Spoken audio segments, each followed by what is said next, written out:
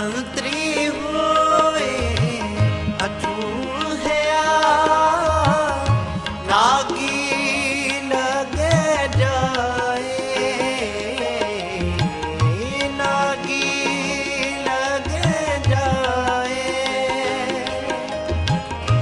आपन हाथी आपने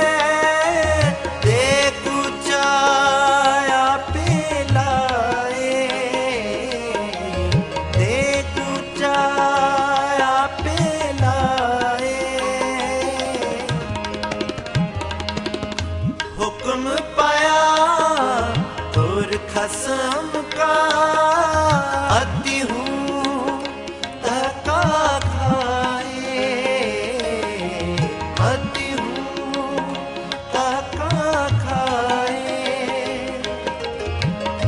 गुरमुख स्यों मनमुख आड़े डूबे हक न्याय,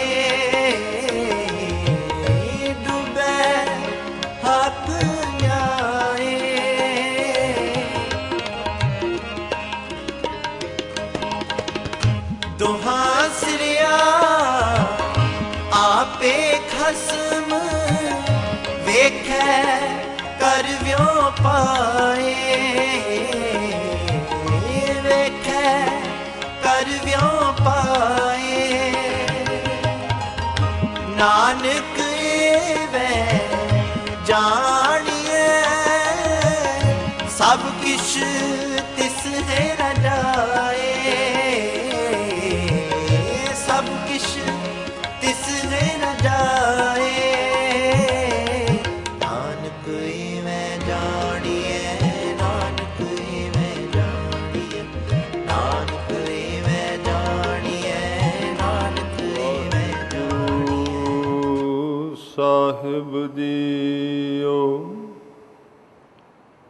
हुक्म पया तुर खसम का अति हूँ धक्का खाए। गुरमुख स्यों मन मुख अड़ै डूबै हक न्याय। हुक्म पया तुर खसम का अति हूँ धक्का खाए। गुरमुख स्यों मन मुख अड़ै डूबै हक न्याय। वाहिगुरु जी का खालसा वाहिगुरु जी की फतेह। सतगुरु गरीब नवाज सर्ब कला समर्थ श्री गुरु ग्रंथ साहिब जी की पावन पवित्र हजूरी विच सुभाएमान गुरु रूप साध संगत जी,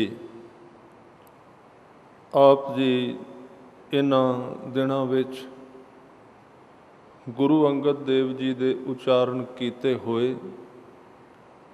श्लोकां दी व्याख्या बड़े प्यार शरधा सहित सरवण कर रहे हो। अज दा ये श्लोक भी गुरु अंगद देव दूसरे पातशाह जी की बाणी है। इस दे दो हिस्सियां दी विचार आपां कल दे दीवाना विच कर चुके हाँ। शब्द दा अज दा विशा है कि गुरमुख स्यों मनमुख अड़ै डूबै हक न्याय। ये कुदरत दा एक नेम है कि जदों किसी गुरमुख दा जीवन अत उचाई विच जांदा है, उहदियां बरकतां नूं वेखण तो बाद मनमुख जिहड़ा कि गुणां तो खाली है उस दे जीवन नूं बर्दाश्त नहीं करदा। ਈਰਖਾ ਉਹਦੇ ਅੰਦਰ ਪਣਪਦੀ ਹੈ। ਈਰਖਾ ਤੇ ਆਮ ਮਨੁੱਖ ਨਾਲ ਕੀਤੀ ਹੋਈ ਵੀ ਮਨੁੱਖ ਦਾ ਨੁਕਸਾਨ ਕਰਦੀ ਹੈ। ਪਰ ਜਿਹਦੇ ਮਨ ਵਿੱਚ ਅਕਾਲ ਪੁਰਖ ਵਾਹਿਗੁਰੂ ਦੇ ਨਾਮ ਦਾ ਨਿਵਾਸ ਹੋਵੇ, ਜੇ ਕਿਸੇ ਦੇ ਮਨ ਵਿੱਚ ਉਹਦੇ ਪ੍ਰਤੀ ਦਵੈਸ਼, ਈਰਖਾ ਜਾਂ ਦੁਰਭਾਵਨਾ ਜਾਗ ਪਏ, ਐਸਾ ਮਨੁੱਖ ਆਪਣੀ ਜ਼ਿੰਦਗੀ ਵਿੱਚ ਬੜੇ ਵੱਡੇ ਖਤਰੇ ਨੂੰ ਸੱਦਾ ਦਿੰਦਾ ਹੈ। ਭਾਵੇਂ ਕਿ ਗੁਰਮੁਖ ਦੇ ਮਨ ਵਿੱਚ ਜਿਹੜਾ ਨਾਮ ਨਾਲ ਜੁੜਿਆ, ਉਹਦੇ ਮਨ ਵਿੱਚ ਕਿਸੇ ਪ੍ਰਤੀ ਕੋਈ ਦਵੈਸ਼ ਨਹੀਂ, ਕੋਈ ਦੁੱਖ ਭਾਵਨਾ ਨਹੀਂ, ਪਰ ਇਹ ਦੋਵੇਂ ਸ਼ਕਤੀਆਂ ਸੰਸਾਰ ਵਿੱਚ ਤਕਰੀਬਨ ਖਹਿੰਦੀਆਂ ਰਹੀਆਂ ਨੇ। ਸਤਿਗੁਰੂ ਨੇ ਹੋਰ ਵੀ ਬਚਨ ਕੀਤੇ ਬਾਣੀ ਦੇ ਅੰਦਰ ਕਿ ਭਗਤਾਂ ਤੈ ਸੰਸਾਰੀਆਂ ਜੋੜ ਕਦੇ ਨਾ ਆਇਆ। ਦੋਵਾਂ ਦੀ ਆਪਸ ਵਿੱਚ ਬਣਦੀ ਨਹੀਂ।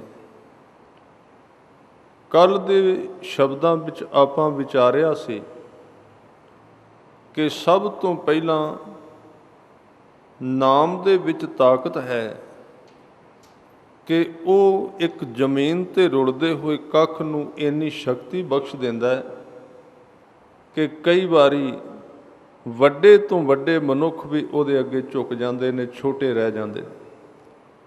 ਸਤਿਗੁਰੂ ਨੇ ਬਾਣੀ ਵਿੱਚ ਬਚਨ ਕੀਤੇ ਕਿ ਜੇ ਉਹ ਮਨ ਵਿੱਚ ਵਸਿਆ, ਕਿੰਨੀਆਂ ਬਰਕਤਾਂ ਉਸ ਨਾਮ ਦੇ ਅੰਦਰ ਮੌਜੂਦ ਨੇ। ਉਹ ਸਮੁੰਦਰ ਵਿੱਚ ਪਹਾੜ ਬਣਾ ਸਕਦਾ ਹੈ, ਪਹਾੜਾਂ ਨੂੰ ਸਮੁੰਦਰ ਬਣਾ ਸਕਦਾ ਹੈ, ਜ਼ਮੀਨ 'ਤੇ ਤੁਰਨ ਵਾਲਿਆਂ ਨੂੰ ਆਕਾਸ਼ 'ਤੇ ਚੜ੍ਹਾ ਸਕਦਾ ਹੈ, ਔਰ ਆਕਾਸ਼ ਵਿੱਚ ਚੜ੍ਹੇ ਹੋਇਆਂ ਨੂੰ ਜ਼ਮੀਨ 'ਤੇ ਡੇਗ ਸਕਦਾ ਹੈ, ਕਿਉਂਕਿ ਹੋਈ ਉਹਦੇ ਵਿੱਚ ਕਲਾ। ਬਹੁਤ ਸਾਰੀ ਸ਼ਕਤੀ ਹੈ, ਯਾਨੀ ਕਿ ਕਰਾਮਾਤ ਨਾਲ ਭਰਪੂਰ ਹੈ। ਜਿਵੇਂ ਕੱਲ੍ਹ ਆਪਾਂ ਵਿਚਾਰਿਆ ਸੀ ਕਿ ਗੁਰੂ ਰਾਮਦਾਸ ਜੀ ਦੇ ਸੰਬੰਧ ਵਿੱਚ ਜੋ ਬਚਨ ਕਹੇ ਨੇ ਕਿ ਪੂਰੀ ਹੋਈ ਕਰਾਮਾਤ, ਕਰਾਮਾਤ ਜਿਹਦਾ ਕੋਈ ਸੰਭਾਵਨਾ ਨਹੀਂ, ਜਿਸ ਚੀਜ਼ ਬਾਰੇ ਕੋਈ ਸੋਚਿਆ ਵੀ ਨਹੀਂ ਜਾ ਸਕਦਾ ਵੀ ਇਸ ਤਰ੍ਹਾਂ ਹੋ ਜਾਏਗਾ, ਕੋਈ ਸੋਚ ਹੀ ਨਹੀਂ ਸਕਦਾ। ਨਾਮ ਉਸ ਚੀਜ਼ ਨੂੰ ਮੁਮਕਿਨ ਕਰ ਦਿੰਦਾ ਹੈ, ਉਹਨੂੰ ਵਰਤਾ ਦਿੰਦਾ, ਉਸ ਨੂੰ ਬਣਾ ਦਿੰਦਾ। ਉਹਦੇ ਅੰਦਰ ਇੰਨੀਆਂ ਬਰਕਤਾਂ ਨੇ। ਇਸ ਕਰਕੇ ਤਕਰੀਬਨ ਜਿਹੜੇ ਲੋਕ ਨਾਮ ਦੇ ਵਿੱਚ ਬਹੁਤੀ ਤੀਬਰਤਾ ਨਾਲ ਜੁੜੇ ਨੇ, ਉਹ ਬਿਲਕੁਲ ਨੀਵੀਂ ਪੱਧਰ 'ਤੇ ਜਿਉਣ ਵਾਲੇ ਲੋਕ ਸਨ, ਜਿਨ੍ਹਾਂ ਨੂੰ ਲੋਕਾਂ ਨੇ ਦੁਰਕਾਰਿਆ, ਨੀਵੇਂ ਕਿਹਾ, ਸ਼ਕਤੀ ਤੋਂ ਹੀਣ ਕਿਹਾ, ਕਮਜ਼ੋਰ ਕਿਹਾ। ਨਾਮ ਨੇ ਉਹਨਾਂ ਦੇ ਜੀਵਨ ਵਿੱਚ ਕ੍ਰਾਂਤੀ ਲੈ ਆਂਦੀ, ਕਿਉਂਕਿ ਉਹਨਾਂ ਨੇ ਸੰਸਾਰ ਤੋਂ ਆਪਣੇ ਆਪ ਨੂੰ ਵੱਖਰਾ ਸਮਝਿਆ। ਅਤੇ ਜਿੰਨਾ ਮਨੁੱਖ ਸੰਸਾਰ ਤੋਂ ਵੱਖਰਾ ਹੁੰਦਾ ਹੈ, ਓਨੀ ਤੇਜ਼ੀ ਨਾਲ ਗੁਰੂ ਨਾਲ ਅਤੇ ਪਰਮਾਤਮਾ ਨਾਲ ਪਿਆਰ ਕਰਦਾ ਹੈ। ਆਪਾਂ ਬਾਣੀ ਵਿੱਚ ਦੋ ਭਗਤਾਂ ਦਾ ਜ਼ਿਕਰ ਸੁਣਨੇ ਹਾਂ। ਆਮ ਤੌਰ 'ਤੇ ਆਪਾਂ ਪੁੱਛਦੇ ਹਾਂ ਕਿ ਨਾਮ ਕਿਵੇਂ ਜਪੀਦਾ ਹੈ, ਨਾਮ ਦਾ ਅਭਿਆਸ ਕਿਵੇਂ ਕਰਨਾ ਹੈ, ਧਰਮ ਨੂੰ ਕਿਵੇਂ ਕਮਾਉਣਾ ਹੈ। ਭਗਤ ਕਬੀਰ ਜੀ ਨੂੰ ਵੀ ਕਿਸੇ ਨੇ ਪੁੱਛਿਆ ਕਿ ਤੁਸੀਂ ਨਾਮ ਜਪਣ ਵਿੱਚ ਕਾਮਯਾਬ ਹੋਏ, ਤੁਹਾਨੂੰ ਪ੍ਰਸਿੱਧੀ ਮਿਲੀ ਹੈ, ਕਿਵੇਂ ਜਪਿਆ ਜਾਏ, ਕਿਹੜਾ ਤਰੀਕਾ ਹੈ, ਕਿਹੜੀ ਜੁਗਤ ਹੈ। ਜਵਾਬ ਵਿੱਚ ਉਹਨਾਂ ਨੇ ਇੱਕ ਸ਼ਬਦ ਉਚਾਰਨ ਕੀਤਾ, ਉਹ ਮੈਂ ਸਾਂਝਾ ਕਰ ਦਿਆਂ। ਜਦੋਂ ਕਿਸੇ ਪੁੱਛਿਆ ਤਰੀਕਾ ਕਿਹੜਾ ਹੈ, ਵੈਸੇ ਤਾਂ ਗੁਰੂ ਗ੍ਰੰਥ ਸਾਹਿਬ ਜੀ ਦੀ ਬਾਣੀ ਦੇ ਵਿੱਚ ਇੱਕ ਨਹੀਂ, ਅਨੇਕ ਤਰੀਕੇ ਦੱਸੇ ਗਏ ਨੇ। ਇੱਕ ਤਰੀਕਾ ਨਹੀਂ ਹੈ, ਜਪਣਾ ਸਿਰਫ ਇੱਕ ਤਰੀਕਾ ਹੈ। ਇੱਕ ਜਪਣਾ ਹੈ ਤੇ ਇੱਕ ਕਿਹੜੇ ਢੰਗ ਨਾਲ ਜਪਿਆ ਜਾ ਰਿਹਾ ਹੈ। ਜਪਣ ਵਾਲੇ ਦੀ ਭਾਵਨਾ ਵੱਖਰੀ ਵੱਖਰੀ ਹੈ। ਆ ਜਪਜੀ ਸਾਹਿਬ ਤੁਸੀਂ ਪੜ੍ਹੋਗੇ, ਆਰੰਭ ਵਿੱਚ ਤਕਰੀਬਨ 7 ਤਰ੍ਹਾਂ ਦੇ ਲੋਕਾਂ ਦੇ ਨਾਮ ਜਪਣ ਦੇ ਤਰੀਕੇ ਦੱਸੇ ਗਏ ਨੂੰ, ਕਿਵੇਂ ਜਪਦੇ ਨੇ। ਜਪਣਾ ਇੱਕ ਹੈ, ਪਰ ਜਪਣ ਵਾਲੇ ਦੀ ਅੰਦਰਲੀ ਸਥਿਤੀ ਇੱਕੋ ਜਿਹੀ ਨਹੀਂ। ਗੁਰੂ ਨਾਨਕ ਸਾਹਿਬ ਨੇ 6-7 ਤਰੀਕੇ ਦੱਸੇ ਵੀ ਕਿਹੜੇ ਤਰੀਕੇ ਨਾਲ ਉਹ ਲੋਕ ਜਿਹੜੇ ਨੇ ਤੁਰ ਰਹੇ ਨੇ। ਉਹ ਮੈਂ ਥੋੜ੍ਹੇ ਜਿਹਾ ਗਿਣਦੇ ਹਾਂ, ਉਹਨਾਂ ਵਿੱਚੋਂ ਕੋਈ ਵੀ ਸਾਡੇ ਕੰਮ ਆ ਸਕਦਾ ਹੈ। ਕਿਉਂਕਿ ਹੋ ਸਕਦਾ ਅਸੀਂ ਇਕੱਲਾ ਜਪਦੇ ਹੋਈਏ, ਜਪਣਾ ਹੋਰ ਚੀਜ਼ ਹੈ, ਪਰ ਉਹਦੇ ਅੰਦਰ ਉਹਦੇ ਪਿੱਛੇ ਭਾਵਨਾ ਕਿਵੇਂ ਦੀ ਹੈ, ਕੰਮ ਉਹ ਕਰਦੀ ਹੈ। ਇਕੱਲਾ ਜਪਣਾ ਕੰਮ ਨਹੀਂ ਦਿੰਦਾ। ਤਾਂ ਉਹਦੇ ਵਿੱਚ ਸਭ ਤੋਂ ਪਹਿਲਾ ਜਿਹੜਾ ਬਚਨ ਕਿਹਾ ਉਹ ਅੱਜ ਦੇ ਸ਼ਬਦ ਨਾਲ ਸੰਬੰਧਿਤ। ਗੁਰੂ ਸਾਹਿਬ ਕਹਿੰਦੇ ਗਾਵੈ ਕੋ ਤਾਣ। ਜੇ ਕੋਈ ਬੰਦਾ ਉਸ ਪਰਮਾਤਮਾ ਨੂੰ ਤਾਣ ਵਾਸਤੇ ਗਾਉਂਦਾ, ਜਪਦਾ, ਤਾਣ ਦੇ ਅਖਰੀ ਅਰਥ ਨੇ ਸ਼ਕਤੀ ਵਾਸਤੇ। ਕੋਈ ਕਮਜ਼ੋਰ ਆਦਮੀ ਹੈ, ਨਾ ਸਮਾਜ ਵਿੱਚ ਉਹਦੀ ਕੋਈ ਸ਼ਕਤੀ, ਨਾ ਉਹਦੀ ਜੇਬ ਵਿੱਚ ਮਾਇਆ ਦੀ ਸ਼ਕਤੀ ਹੈ, ਨਾ ਉਹਦੇ ਕੋਲ ਵਿਦਿਆ ਹੈ, ਨਾ ਉਹਦੇ ਕੋਲ ਹੋਰ ਕੋਈ ਸ਼ਕਤੀ, ਕਿਸੇ ਪ੍ਰਕਾਰ ਦੀ ਤਾਕਤ ਨਹੀਂ। ਤਾਂ ਜੇ ਇਸ ਤਰ੍ਹਾਂ ਦਾ ਮਨੁੱਖ ਪਰਮਾਤਮਾ ਨੂੰ ਸਿਮਰਦਾ ਹੈ, ਇੱਕ ਤਾਂ ਉਹ ਜਪਦਾ ਹੈ ਔਰ ਇੱਕ ਉਹਦੇ ਜਪਣ ਦੇ ਪਿੱਛੇ ਭਾਵਨਾ ਕੰਮ ਕਰਦੀ ਹੈ। ਇਹ ਦੋ ਚੀਜ਼ਾਂ ਮਿਲਣ ਤੇ ਤਾਂ ਜਾਪ ਪੂਰਾ ਹੁੰਦਾ ਹੈ। ਜਿਵੇਂ ਕੱਪੜਾ ਤਾਂ ਸੀਪਦਾ ਹੈ ਜੇ ਥੱਲੇ ਵਾਲਾ ਤੇ ਉੱਪਰ ਵਾਲਾ ਧਾਗਾ ਦੋਵੇਂ ਮਿਲ ਗਏ, ਤਾਂ ਉਹ ਕੱਪੜੇ ਦੇ ਦੋ ਟੁਕੜਿਆਂ ਨੂੰ ਆਪਸ ਵਿੱਚ ਸੀਣਗੇ। ਜੇ ਉੱਤੇ ਵਾਲਾ ਧਾਗਾ ਚੱਲਦਾ ਰਿਹਾ, ਥੱਲੇ ਵਾਲਾ ਖਲੋ ਗਿਆ, ਕੱਪੜਾ ਸੀਪੇਗਾ ਨਹੀਂ। ਇਸ ਤਰ੍ਹਾਂ ਜਿਹੜਾ ਜਪਣਾ ਹੈ ਇਹ ਉੱਪਰ ਵਾਲਾ ਧਾਗਾ ਹੈ, ਜ਼ਰੂਰੀ ਬੜਾ ਹੈ, ਇਹ ਉੱਪਰ ਵਾਲਾ ਧਾਗਾ ਹੈ। ਪਰ ਭਾਵਨਾ ਜਿਹੜੀ ਹੈ ਉਹ ਕਿਵੇਂ ਦੀ ਹੈ, ਸੁੱਧ ਹੈ ਕਿ ਨਹੀਂ, ਉਹ ਠੀਕ ਹੈ ਕਿ ਨਹੀਂ। ਭਾਵਨਾ ਥੱਲੇ ਵਾਲਾ ਧਾਗਾ ਹੈ। ਜਦੋਂ ਦੋਵੇਂ ਚੀਜ਼ਾਂ ਇਕੱਠੀਆਂ ਹੋ ਗਈਆਂ, ਭਾਵਨਾ ਵੀ ਸ਼ੁੱਧ ਹੋ ਗਈ ਤੇ ਜਾਪ ਵੀ ਸ਼ੁੱਧ ਹੋ ਗਿਆ। ਜਿੱਥੇ ਦੋਵੇਂ ਚੀਜ਼ਾਂ ਜੁੜ ਗਈਆਂ ਉੱਥੇ ਸਾਡਾ ਮਨ ਨਾਮ ਨਾਲ ਸੀਪਣਾ ਸ਼ੁਰੂ ਹੋ ਜਾਏਗਾ, ਜੁੜਨਾ ਸ਼ੁਰੂ ਹੋ ਜਾਏਗਾ। ਤਾਂ ਗਾਵੈ ਕੋ ਤਾਨ, ਇੱਕ ਗਾਉਣਾ ਹੈ ਤੇ ਇੱਕ ਕਿਹੜੇ ਤਰੀਕੇ ਨਾਲ ਗਾਉਣਾ ਹੈ। ਗਾਉਣ ਦੇ ਤੇ ਹਰ ਅਰਥ ਹੋਣਗੇ ਜਪਣਾ। ਇੱਕ ਗਾਉਣਾ ਤੇ ਇੱਕ ਤਰੀਕਾ ਕਿਹੜਾ ਹੈ, ਜੁਗਤ ਕਿਹੜੀ। ਹਜ਼ੂਰ ਕਹਿੰਦੇ ਨੇ ਕੁਝ ਲੋਕ ਤਾਣ ਵਾਸਤੇ ਗਾਉਂਦੇ ਉਸ ਨੂੰ ਕਿ ਮੈਨੂੰ ਸ਼ਕਤੀ ਦੇ, ਮੈਨੂੰ ਤਾਕਤ ਦੇ, ਮੈਨੂੰ ਤਾਕਤ ਚਾਹੀਦੀ ਹੈ, ਕਿਉਂਕਿ ਤਾਕਤ ਗਵਾਚ ਗਈ। ਔਰ ਮੈਂ ਉਸ ਇੱਕ ਭਗਤ ਦਾ ਜ਼ਿਕਰ ਵੀ ਕਰਦਿਆਂ ਜਿਹਦੇ ਕੋਲੋਂ ਤਾਕਤ ਖੋਹ ਲਈ ਗਈ ਸੀ, ਉਹਨੇ ਤਾਂ ਜਪਿਆ ਸੀ, ਨਹੀਂ ਤੇ ਉਹ ਜਪਦਾ ਨਾ ਸ਼ਾਇਦ ਅੱਜ ਨਾ ਹੀ ਨਾ ਹੁੰਦਾ ਉਹਦਾ ਗੁਰੂ ਗ੍ਰੰਥ ਸਾਹਿਬ ਵਿੱਚ। ਦੁਨੀਆ ਵਿੱਚ ਲੋਕ ਉਸ ਨੂੰ ਜਾਣਦੇ ਹੀ ਨਾ, ਸ਼ਾਇਦ ਜੇ ਉਹਦੇ ਕੋਲੋਂ ਸ਼ਕਤੀ ਨਾ ਖੋਹਦਾ ਉਹਦਾ ਪਿਤਾ। ਤੁਸੀਂ ਸੁਣਿਆ ਹੋਵੇਗਾ ਕਿ ਧਰੂਵ ਦੇ ਕੋਲੋਂ ਉਹਦੇ ਪਿਤਾ ਨੇ ਤਾਕਤ ਖੋਹ ਲਈ ਸੀ ਛੋਟੇ ਹੁੰਦਿਆਂ, ਜਾਂ ਉਹਦੀ ਮਾਂ ਨੇ ਖੋਈ। ਭਾਈ ਗੁਰਦਾਸ ਜੀ ਬਚਨ ਕਹਿੰਦੇ ਨੇ ਕਿ ਧਰੂਵ ਹੱਸਦਾ ਘਰ ਆਇਆ, ਕਰ ਪਿਆਰ ਪਿਓ ਕੁਛੜ ਲੀਤਾ, ਬਾਹੋਂ ਪਕੜ ਉਠਾ ਲਿਆ, ਮਨ ਵਿੱਚ ਰੋਸ ਮਤਰੇਈ ਕੀਤਾ। ਮਤਰੇਈ ਮਾਂ ਨੇ, ਧਰੂਵ ਦੀ ਜਿਹੜੀ ਮਤੇਈ ਮਾਂ ਸੀ, ਆਪਣੀ ਮਾਂ ਤੇ ਬਾਹਰ ਸੀ ਮਹਿਲਾਂ ਤੋਂ। ਇਸ ਰਾਜੇ ਦੀ ਦੂਸਰੀ ਇਸਤਰੀ ਜਿਹੜੀ ਸੀ, ਜਿਹੜੀ ਮਹਿਲਾਂ ਵਿੱਚ ਰਹਿੰਦੀ ਸੀ, ਉਹਨੇ ਧਰੂਵ ਨੂੰ ਰਾਜੇ ਦੀ ਗੋਦ ਵਿੱਚੋਂ ਖਿੱਚ ਕੇ ਬਾਹਰ ਕੱਢ ਦਿੱਤਾ। ਰੋਣ ਲੱਗ ਪਿਆ। ਹੁਣ ਰਾਜੇ ਦਾ ਪੁੱਤਰ ਸੀ, ਛੋਟੀ ਗੱਲ ਨਹੀਂ। ਆਪਣੀ ਮਾਂ ਕੋਲ ਜਾਂਦਾ ਹੈ ਤੇ ਜਾ ਕੇ ਇੱਕ ਸਵਾਲ ਕੀਤਾ ਉਸਨੇ। ਕਹਿਣ ਲੱਗੇ, ਡੱਡੋ ਲਿਕਾ ਮਾਂ ਪੁੱਛੈ, ਤੂੰ ਸਵਾਣੀ ਹੈ ਕਿ ਸਰਿਤਾ। ਮੈਂ ਤੇ ਸੋਚਿਆ ਸੀ ਤੂੰ ਰਾਣੀ ਹੈ, ਪਰ ਤੇਰੀ ਤਾਂ ਕੀਮਤ ਹੀ ਕੋਈ ਨਹੀਂ। ਮੈਂ ਆਪਣੇ ਪਿਤਾ ਦੀ ਗੋਦ ਵਿੱਚ ਬੈਠਾ ਤੇ ਉਸ ਦੂਸਰੀ ਮਾਂ ਨੇ, ਮਤਰੇਈ ਮਾਂ ਨੇ ਮੈਨੂੰ ਬਾਹਰ ਕੱਢ ਦਿੱਤਾ। ਅੱਗੋਂ ਜਵਾਬ ਮਿਲਿਆ, ਸੁਆਣੀ ਹਾਂ ਮੈਂ ਜਨਮ ਦੀ, ਗਿਆਨ ਨਾ ਭਗਤੀ ਕਰਮ ਦ੍ਰਿੜੀਤਾ। ਮੈਂ ਬੰਦਗੀ ਨਹੀਂ ਕੀਤੀ, ਪਹਿਲਾਂ ਤਾਕਤ ਮਿਲ ਗਈ ਸੀ, ਬੰਦਗੀ ਕਰਕੇ ਰਾਜ ਮਿਲਿਆ ਸੀ, ਪਰ ਅੱਗੋਂ ਛੱਡ ਦਿੱਤੀ। ਇਹ ਆਮ ਹੁੰਦਾ ਹੈ, ਤਪ ਤੋਂ ਹੀ ਰਾਜ ਮਿਲਦਾ ਹੈ। ਸ਼ਕਤੀ ਮਿਲਦੀ ਤਪ ਵਿੱਚੋਂ, ਜਪ ਵਿੱਚੋਂ, ਸੇਵਾ ਦੇ ਵਿੱਚੋਂ ਮਿਲਦੀ। ਪਰ ਜਦੋਂ ਕੁਝ ਮਿਲਣ ਲੱਗਦਾ ਬੰਦਾ ਸੌਂ ਜਾਂਦਾ ਹੈ, ਅਵੇਸਲਾ ਹੋ ਜਾਂਦਾ ਹੈ। ਉਹਦੀ ਮਾਂ ਨੇ ਜਵਾਬ ਦਿੱਤਾ ਕਿ ਮੈਂ ਪੂਰਬਲੇ ਭਾਗਾਂ ਕਰਕੇ ਇਸ ਘਰ ਵਿੱਚ ਮੇਰੀ ਸ਼ਾਦੀ ਹੋਈ, ਰਾਣੀ ਬਣ ਗਈ, ਹੁਕਮ ਚੱਲਦਾ ਸੀ, ਪਰ ਬੰਦਗੀ ਛੱਡ ਦਿੱਤੀ, ਅੱਗੋਂ ਜੋੜ ਨਹੀਂ ਬਣਿਆ। ਧਰੂਵ ਦੇ ਮਨ ਵਿੱਚ ਚੋਟ ਲੱਗ ਗਈ, ਸ਼ਕਤੀ ਉਹਦੇ ਕੋਲੋਂ ਖੁੱਸ ਗਈ। ਉਹਨੇ ਫੈਸਲਾ ਕਰ ਲਿਆ ਤੇ ਮਾਂ ਨੂੰ ਇੱਕ ਸਵਾਲ ਕਰਦਾ ਹੈ ਕਿ ਕਿਸ ਉਦਮ ਤੇ ਰਾਜ ਮਿਲਿਆ। ਇਹ ਜਿਹੜੀ ਪੰਕਤੀ ਹੈ ਇਹ ਦੱਸਦੀ ਹੈ ਕਿ ਧਰੂਵ ਦੇ ਮਨ ਵਿੱਚ ਇੱਕ ਇੱਛਾ ਸੀ ਕਿ ਰਾਜ ਲੈਣਾ ਹੈ, ਸ਼ਕਤੀ ਲੈਣੀ ਹੈ। ਮਾਂ ਤੋਂ ਪੁੱਛਿਆ ਰਾਜ ਕਿਵੇਂ ਮਿਲੇਗਾ, ਕਿਸ ਉਦਮ ਤੇ ਰਾਜ ਮਿਲੈ, ਸ਼ਤਰੂ ਤੇ ਸਭ ਹੋਵਣ ਮੀਤਾ। ਤੇ ਮਾਂ ਨੇ ਜਵਾਬ ਬਹੁਤ ਸੁੰਦਰ ਦਿੱਤਾ, ਕਹਿਣ ਲੱਗੀ ਪਰਮੇਸ਼ਰ ਆਰਾਧੀਐ ਜਿਦੋਂ ਹੋਈਐ ਪਤਿਤ ਪੁਨੀਤਾ। ਬਾਹਰ ਚੱਲਿਆ ਕਰਨ ਤਪ ਮਨ ਬੈਰਾਗੀ ਹੋਏ ਅਤੀਤਾ। ਸ਼ਕਤੀ ਖੁੱਸ ਗਈ, ਰਾਤ ਨੂੰ ਸੁੱਤੀ ਹੋਈ ਮਾਂ ਨੂੰ ਮੱਥਾ ਟੇਕਿਆ, ਜੰਗਲ ਵੱਲ ਤੁਰ ਗਿਆ ਬੰਦਗੀ ਕਰਨ ਵਾਸਤੇ। ਬੰਦਗੀ ਕਾਹਦੇ ਵਾਸਤੇ ਕਰਨੀ ਸੀ? ਸ਼ਕਤੀ ਵਾਸਤੇ, ਕਿ ਮੇਰੇ ਹੱਥਾਂ ਵਿੱਚ ਤਾਕਤ ਆਏਗੀ। ਤੁਰਿਆ ਤਾਂ ਸੀ। ਜਦੋਂ ਸਵੇਰੇ ਖੋਜ ਹੋਈ, ਪਿਤਾ ਨੇ ਪਤਾ ਕੀਤਾ ਧਰੂ ਕਿੱਥੇ ਹੈ, ਪਤਾ ਲੱਗਾ ਚਲਾ ਗਿਆ ਹੈ। ਖੋਜ ਕੀਤੀ ਗਈ ਫੌਜਾਂ ਵੱਲੋਂ, ਉਹਨਾਂ ਨੇ ਰੋਕ ਲਿਆ ਤਾਂ ਜਵਾਬ ਮਿਲਿਆ, ਰਾਜੇ ਨੇ ਪਿੱਛੋਂ ਸੁਨੇਹਾ ਭੇਜਿਆ ਵੀ ਤੂੰ ਵਾਪਸ ਆ ਜਾ, ਤੈਨੂੰ ਰਾਜ ਦੇ ਦਿੰਦੇ ਆ ਅੱਧਾ। ਇਹਦਾ ਮਤਲਬ ਸ਼ਕਤੀ ਲੈਣ ਵਾਸਤੇ ਜਾ ਰਿਹਾ ਸੀ, ਤਾਂ ਉਹ ਭਗਤੀ ਕਰਨ ਵਾਸਤੇ ਜਾ ਰਿਹਾ ਸੀ। ਹੁਣ ਇੱਕ ਹੋਰ ਉਹਦੇ ਮਨ ਵਿੱਚ ਚੋਟ ਲੱਗ ਗਈ ਧਰੂ ਦੇ।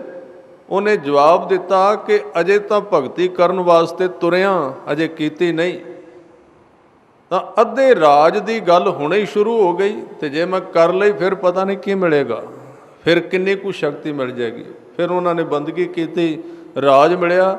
ਮੈਂ ਸਿਰਫ ਇਹ ਉਦਾਹਰਨ ਤਾਂ ਵਰਤ ਰਿਹਾ ਕਿ ਕਈ ਤਰੀਕੇ ਨੇ ਜਪਣ ਦੇ, ਕੋਈ ਨਾ ਕੋਈ ਤਰੀਕਾ ਜ਼ਰੂਰ ਹੋਣਾ ਚਾਹੀਦਾ। ਬਿਨਾਂ ਕਾਰਨ ਤੋਂ ਦੋ ਚੀਜ਼ਾਂ ਹੁੰਦੀਆਂ ਨੇ, ਧਿਆਨ ਦਿਓ। ਇੱਕ ਕਾਰਨ ਹੁੰਦਾ, ਇੱਕ ਕਾਰਜ।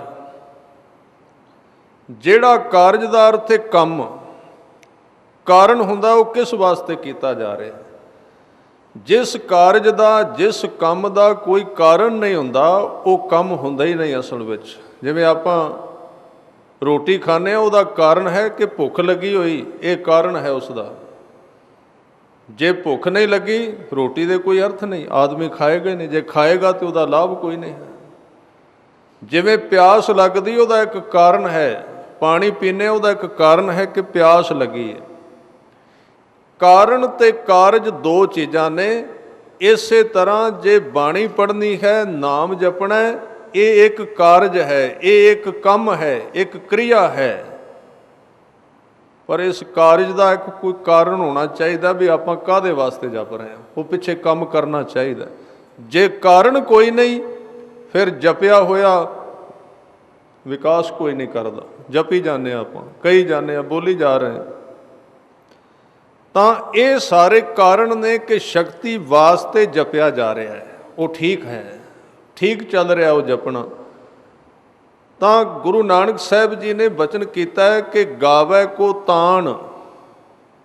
ਕਈ ਲੋਕ ਉਹਨੂੰ ਤਾਣ ਵਾਸਤੇ ਗਾਉਂਦੇ ਨੇ। ਤਾਂ ਜਦੋਂ ਉਹਨੂੰ ਤਾਣ ਵਾਸਤੇ, ਸ਼ਕਤੀ ਵਾਸਤੇ ਗਾਉਂਦੇ ਨੇ, ਤਾਂ ਉਹਨਾਂ ਨੂੰ ਸ਼ਕਤੀ ਮਿਲ ਜਾਂਦੀ। ਹੋਵੇ ਕਿਸੇ ਤਾਣ, ਉਹਨਾਂ ਦੇ ਵਿੱਚ ਤਾਕਤ ਆ ਗਈ, ਉਹਨਾਂ ਦੇ ਵਿੱਚ ਸ਼ਕਤੀ ਆ ਗਈ। ਗਾਵੇ ਕੋ ਦਾਤ ਜਾਣੈ ਨਿਸ਼ਾਨ। ਕਈ ਉਹਨੂੰ ਦਾਤਾਂ ਵਾਸਤੇ ਗਾਉਂਦੇ ਨੇ ਵੀ ਇਹ ਚਾਹੀਦਾ, ਕੋਈ ਨਾ ਕੋਈ ਕਾਰਨ ਤਾਂ ਹੈ ਨਾ, ਉਹ ਦਾਤ ਮਿਲ ਜਾਂਦੀ ਉਹਨਾਂ ਨੂੰ। ਗਾਵੇ ਕੋ ਗੁਣ ਵਡਿਆਈਆਂ ਚਾਰ। ਕਈ ਉਹਦੇ ਗੁਣਾਂ ਨੂੰ ਵੇਖ ਕੇ ਹੈਰਾਨ ਹੋ ਜਾਂਦੇ ਨੇ, ਕਿਵੇਂ ਤੂੰ ਸੰਸਾਰ ਚਲਾ ਰਿਹਾ ਹੈ, ਕਿਵੇਂ ਦਿਨ ਚੜ੍ਹਦਾ ਹੈ, ਕਿਵੇਂ ਸੂਰਜ ਅਲੋਪ ਹੋ ਜਾਂਦਾ, ਇਹ ਉਹਦੇ ਗੁਣ ਨੇ। ਕਿਵੇਂ ਤੂੰ ਬੱਚੇ ਨੂੰ ਪੈਦਾ ਕਰਨਾ ਹੈ ਔਰ ਫਿਰ ਉਹਦਾ ਸਰੀਰ ਵੱਧਦਾ ਹੈ, ਆਦਮੀ ਦੇ ਅੰਦਰ ਸੋਚਣ ਸਮਝਣ ਦੀ ਸ਼ਕਤੀ ਭਰ ਦੇਣਾ।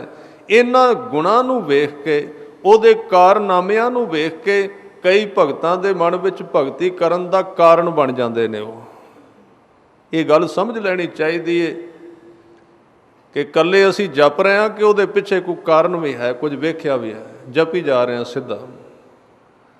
ਤਾਂ ਬਾਣੀ ਦੇ ਵਿੱਚੋਂ ਇਹ ਸੋਝੀ ਮਿਲਦੀ ਹੈ ਕਿ ਉਹਦਾ ਕੋਈ ਕਾਰਨ ਹੋਵੇ ਜਪਣ ਦਾ, ਫਿਰ ਉਹ ਜਪਿਆ ਜਾਏ ਤੇ ਲਾਭ ਦੇਗਾ। ਗਾਵੇ ਕੋ ਗੁਣ ਵਡਿਆਈਆਂ ਚਾਰ, ਗਾਵੇ ਕੋ ਵਿਦਿਆ ਵਿਖਮ ਵਿਚਾਰ, ਗਾਵੇ ਕੋ ਸਾਜ ਕਰੇ ਤਨ ਖੇ। ਕਈਆਂ ਨੂੰ ਮੌਤ ਦੇ ਸਪਈ, ਉਹਨਾਂ ਨੇ ਮੌਤ ਦੇ ਡਰ ਤੋਂ ਗਾਇਆ, ਉਸ ਨੂੰ ਜਪਿਆ ਕਿ ਮੌਤ ਆ ਰਹੀ ਹੈ, ਨਾਲ ਦੇ ਚਲੇ ਗਏ, ਨਾਲ ਦਿਆਂ ਦੀ ਮੌਤ ਹੋ ਗਈ, ਮੇਰਾ ਵੀ ਸਰੀਰ ਨਾਸ਼ਮਾਨ ਹੈ। ਇਹ ਭਾਵਨਾ ਜਦੋਂ ਜਾਗ ਪਈ ਤਾਂ ਉਹਨਾਂ ਨੇ ਜਪਿਆ। ਉਹ ਵੀ ਇੱਕ ਕਾਰਨ ਸੀ, ਉਹ ਇੱਕ ਤਰੀਕਾ ਸੀ।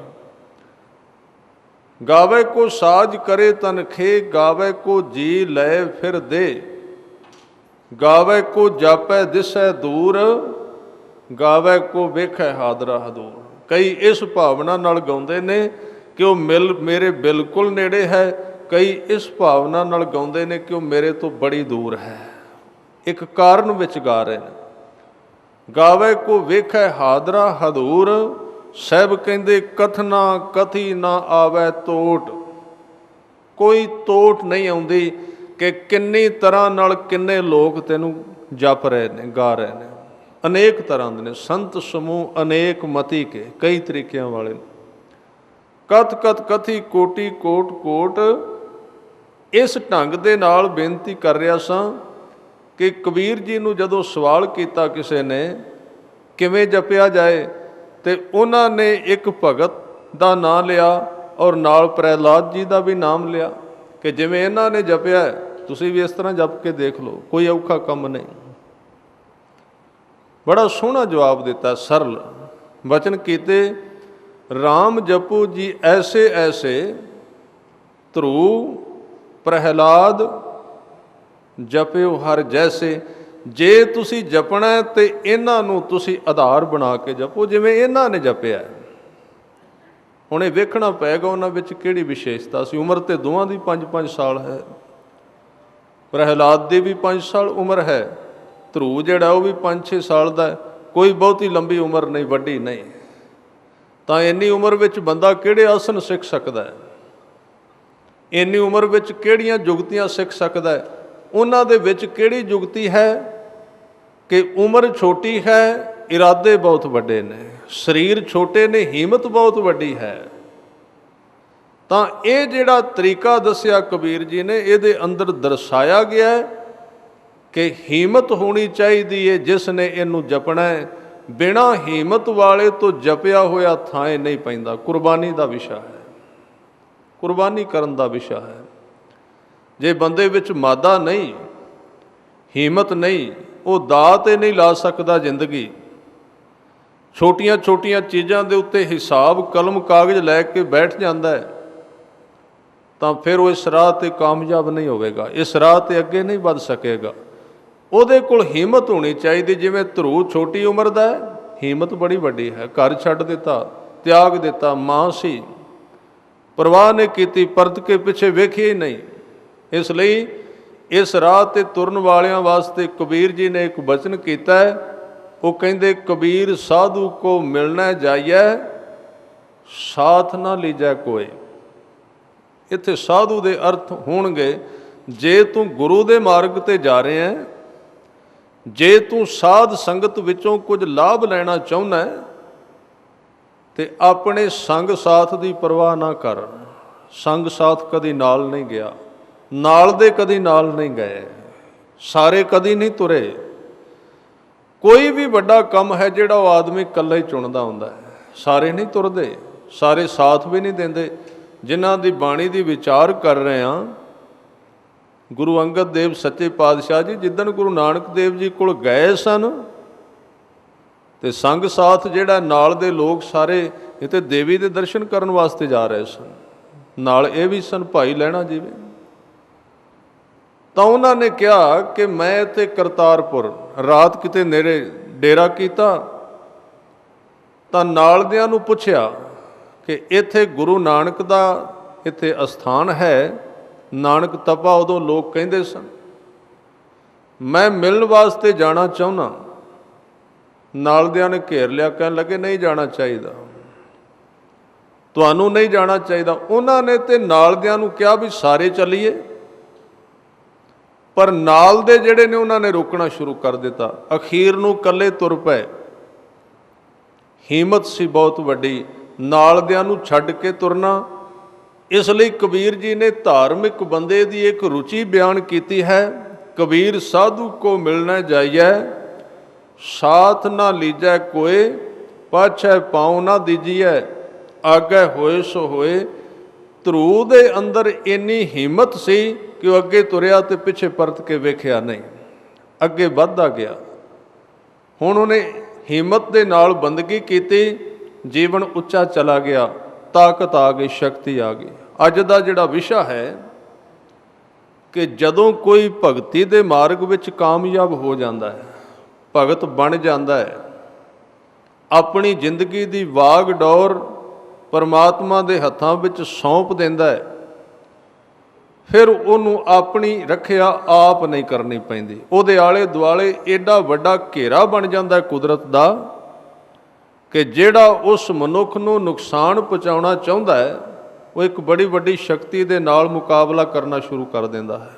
ਉਹਦਾ ਆਲਾ ਦੁਆਲਾ ਜਿਹੜਾ ਹੈ ਬੜੀ ਵੱਡੀ ਤਾਕਤ ਸਿਕਿਉਰਿਟੀ ਨਾਲ ਭਰਿਆ ਜਾਂਦਾ ਹੈ। ਸਤਿਗੁਰੂ ਨੇ ਬਚਨ ਕੀਤੇ ਹਨ, ਹੁਕਮ ਪਿਆ ਧੁਰ ਖਸਮ ਕਾ ਅਤੀ ਹੂੰ ਧੱਕਾ ਖਾਏ। ਜਿਹੜਾ ਵਿਅਕਤੀ ਭਗਤ ਜਨਾਂ ਦੇ ਨਾਲ ਅਤ ਕਰਦਾ ਹੈ, ਭਾਵ ਉਹਨਾਂ ਨੂੰ ਦੁਖੀ ਕਰਨਾ ਚਾਹੁੰਦਾ ਹੈ, ਉਹਦਾ ਜੀਵਨ ਪਰਮਾਤਮਾ ਵੱਲੋਂ ਧੱਕਿਆ ਜਾਂਦਾ ਹੈ, ਉਹਦਾ ਜੀਵਨ ਭ੍ਰਸ਼ਟ ਹੋ ਜਾਂਦਾ ਹੈ। ਖਾਸ ਕਰਕੇ ਸੁਖਮਣੀ ਸਾਹਿਬ ਦੇ ਅੰਦਰ ਗੁਰੂ ਅਰਜਨ ਦੇਵ ਜੀ ਨੇ ਇਸ ਪੱਖ ਵਿੱਚ ਬਚਨ ਕਹੇ ਨੇ, ਮੈਂ ਥੋੜ੍ਹੇ ਜਿਹੇ ਸਾਂਝੇ ਕਰਦਿਆਂ। ਇੱਕ ਪੰਕਤੀ, ਇੱਕ ਅਸ਼ਟਪਦੀ ਸਾਰੀ ਦੀ ਸਾਰੀ ਇਹਦੇ ਉੱਤੇ ਉਚਾਰਨ ਕਰ ਦਿੱਤੇ, ਕਿਉਂਕਿ ਇਸ ਤਰ੍ਹਾਂ ਹੁੰਦਾ ਰਿਹਾ। ਸੰਤ ਕੇ ਨਿੰਦਕ ਦੀ ਗੱਲ ਚੱਲਦੀ ਹੈ। ਸੰਤ ਕਾ ਨਿੰਦਕ ਮਹਾ ਅਤ ਤਾਈ, ਸੰਤ ਕਾ ਨਿੰਦਕ ਖਿਨ ਟਿਕਣ ਨਾ ਪਾਈ। ਇਹ ਸਾਰੇ ਦੋਸ਼ ਉਹਦੇ ਉੱਤੇ ਲਾਗੂ ਹੋ ਗਏ ਜਿਹਨੇ ਇੱਕ ਨਾਮੀ ਪੁਰਖ ਦੇ ਨਾਲ ਅੜਨਾ ਸ਼ੁਰੂ ਕਰ ਦਿੱਤਾ, ਉਹਦੇ ਨਾਲ ਖਹਿਣਾ ਸ਼ੁਰੂ ਕਰ ਦਿੱਤਾ। ਇਹ ਪੰਕਤੀਆਂ ਵਿੱਚ ਤਾਂ ਆਈਆਂ ਗੁਰੂ ਗ੍ਰੰਥ ਸਾਹਿਬ ਜੀ ਦੇ ਅੰਦਰ। ਇਹ ਕੋਈ ਕਿਸੇ ਨੂੰ ਡਰਾਉਣ ਵਾਸਤੇ ਨਹੀਂ, ਪੂਜਾ ਕਰਾਉਣ ਵਾਸਤੇ ਨਹੀਂ ਹੈ, ਸੰਸਾਰ ਦੇ ਉੱਤੇ ਪ੍ਰਭਾਵ ਪਾਉਣ ਵਾਸਤੇ ਨਹੀਂ ਕਿ ਜਿਹੜੇ ਨਾਮ ਜਪਣ ਵਾਲੇ ਨੇ ਉਹਨਾਂ ਤੋਂ ਬਚ ਕੇ ਰਹਿਣਾ, ਉਹ ਤੁਹਾਨੂੰ ਸਰਾਫ ਦੇ ਦੇਣਗੇ, ਇਸ ਵਾਸਤੇ ਨਹੀਂ ਬਾਣੀ। ਇਹ ਸੰਸਾਰ ਦੇ ਲਾਭ ਵਾਸਤੇ ਹੈ ਕਿ ਕਿਤੇ ਭੁਲੇਖੇ ਵਿੱਚ ਆ ਕੇ ਕੋਈ ਨਾਮੀ ਪੁਰਖਾਂ ਦੇ ਨਾਲ ਅੜਨਾ ਨਾ ਸ਼ੁਰੂ ਕਰਦਾ ਹੈ। ਬੜਾ ਵੱਡਾ ਜ਼ਿੰਦਗੀ ਦੇ ਵਿੱਚ ਵਿਰੋਧ ਹੋ ਸਕਦਾ ਹੈ, ਧੋਖਾ ਹੋ ਸਕਦਾ ਹੈ, ਜ਼ਿੰਦਗੀ ਬਰਬਾਦ ਹੋ ਸਕਦੀ ਹੈ। ਬਚਨ ਕੀਤੇ, ਸੰਤ ਕਾ ਨਿੰਦਕ ਮਹਾ ਅਤ ਤਾਈ, ਸੰਤ ਕਾ ਨਿੰਦਕ ਖਿਨ ਟਿਕਣ ਨਾ ਪਾਈ। ਉਹਦੇ ਜੀਵਨ ਵਿੱਚੋਂ ਟਿਕਾਵ ਜਿਹੜਾ ਅਲੋਪ ਹੋ ਜਾਂਦਾ ਹੈ। ਸੰਤ ਕਾ ਨਿੰਦਕ ਮਹਾ ਹਥਿਆਰਾ, ਇੱਕ ਹਥਿਆਰਾ ਹੁੰਦਾ ਹੈ, ਇੱਕ ਮਹਾ ਹਥਿਆਰਾ ਹੁੰਦਾ ਹੈ।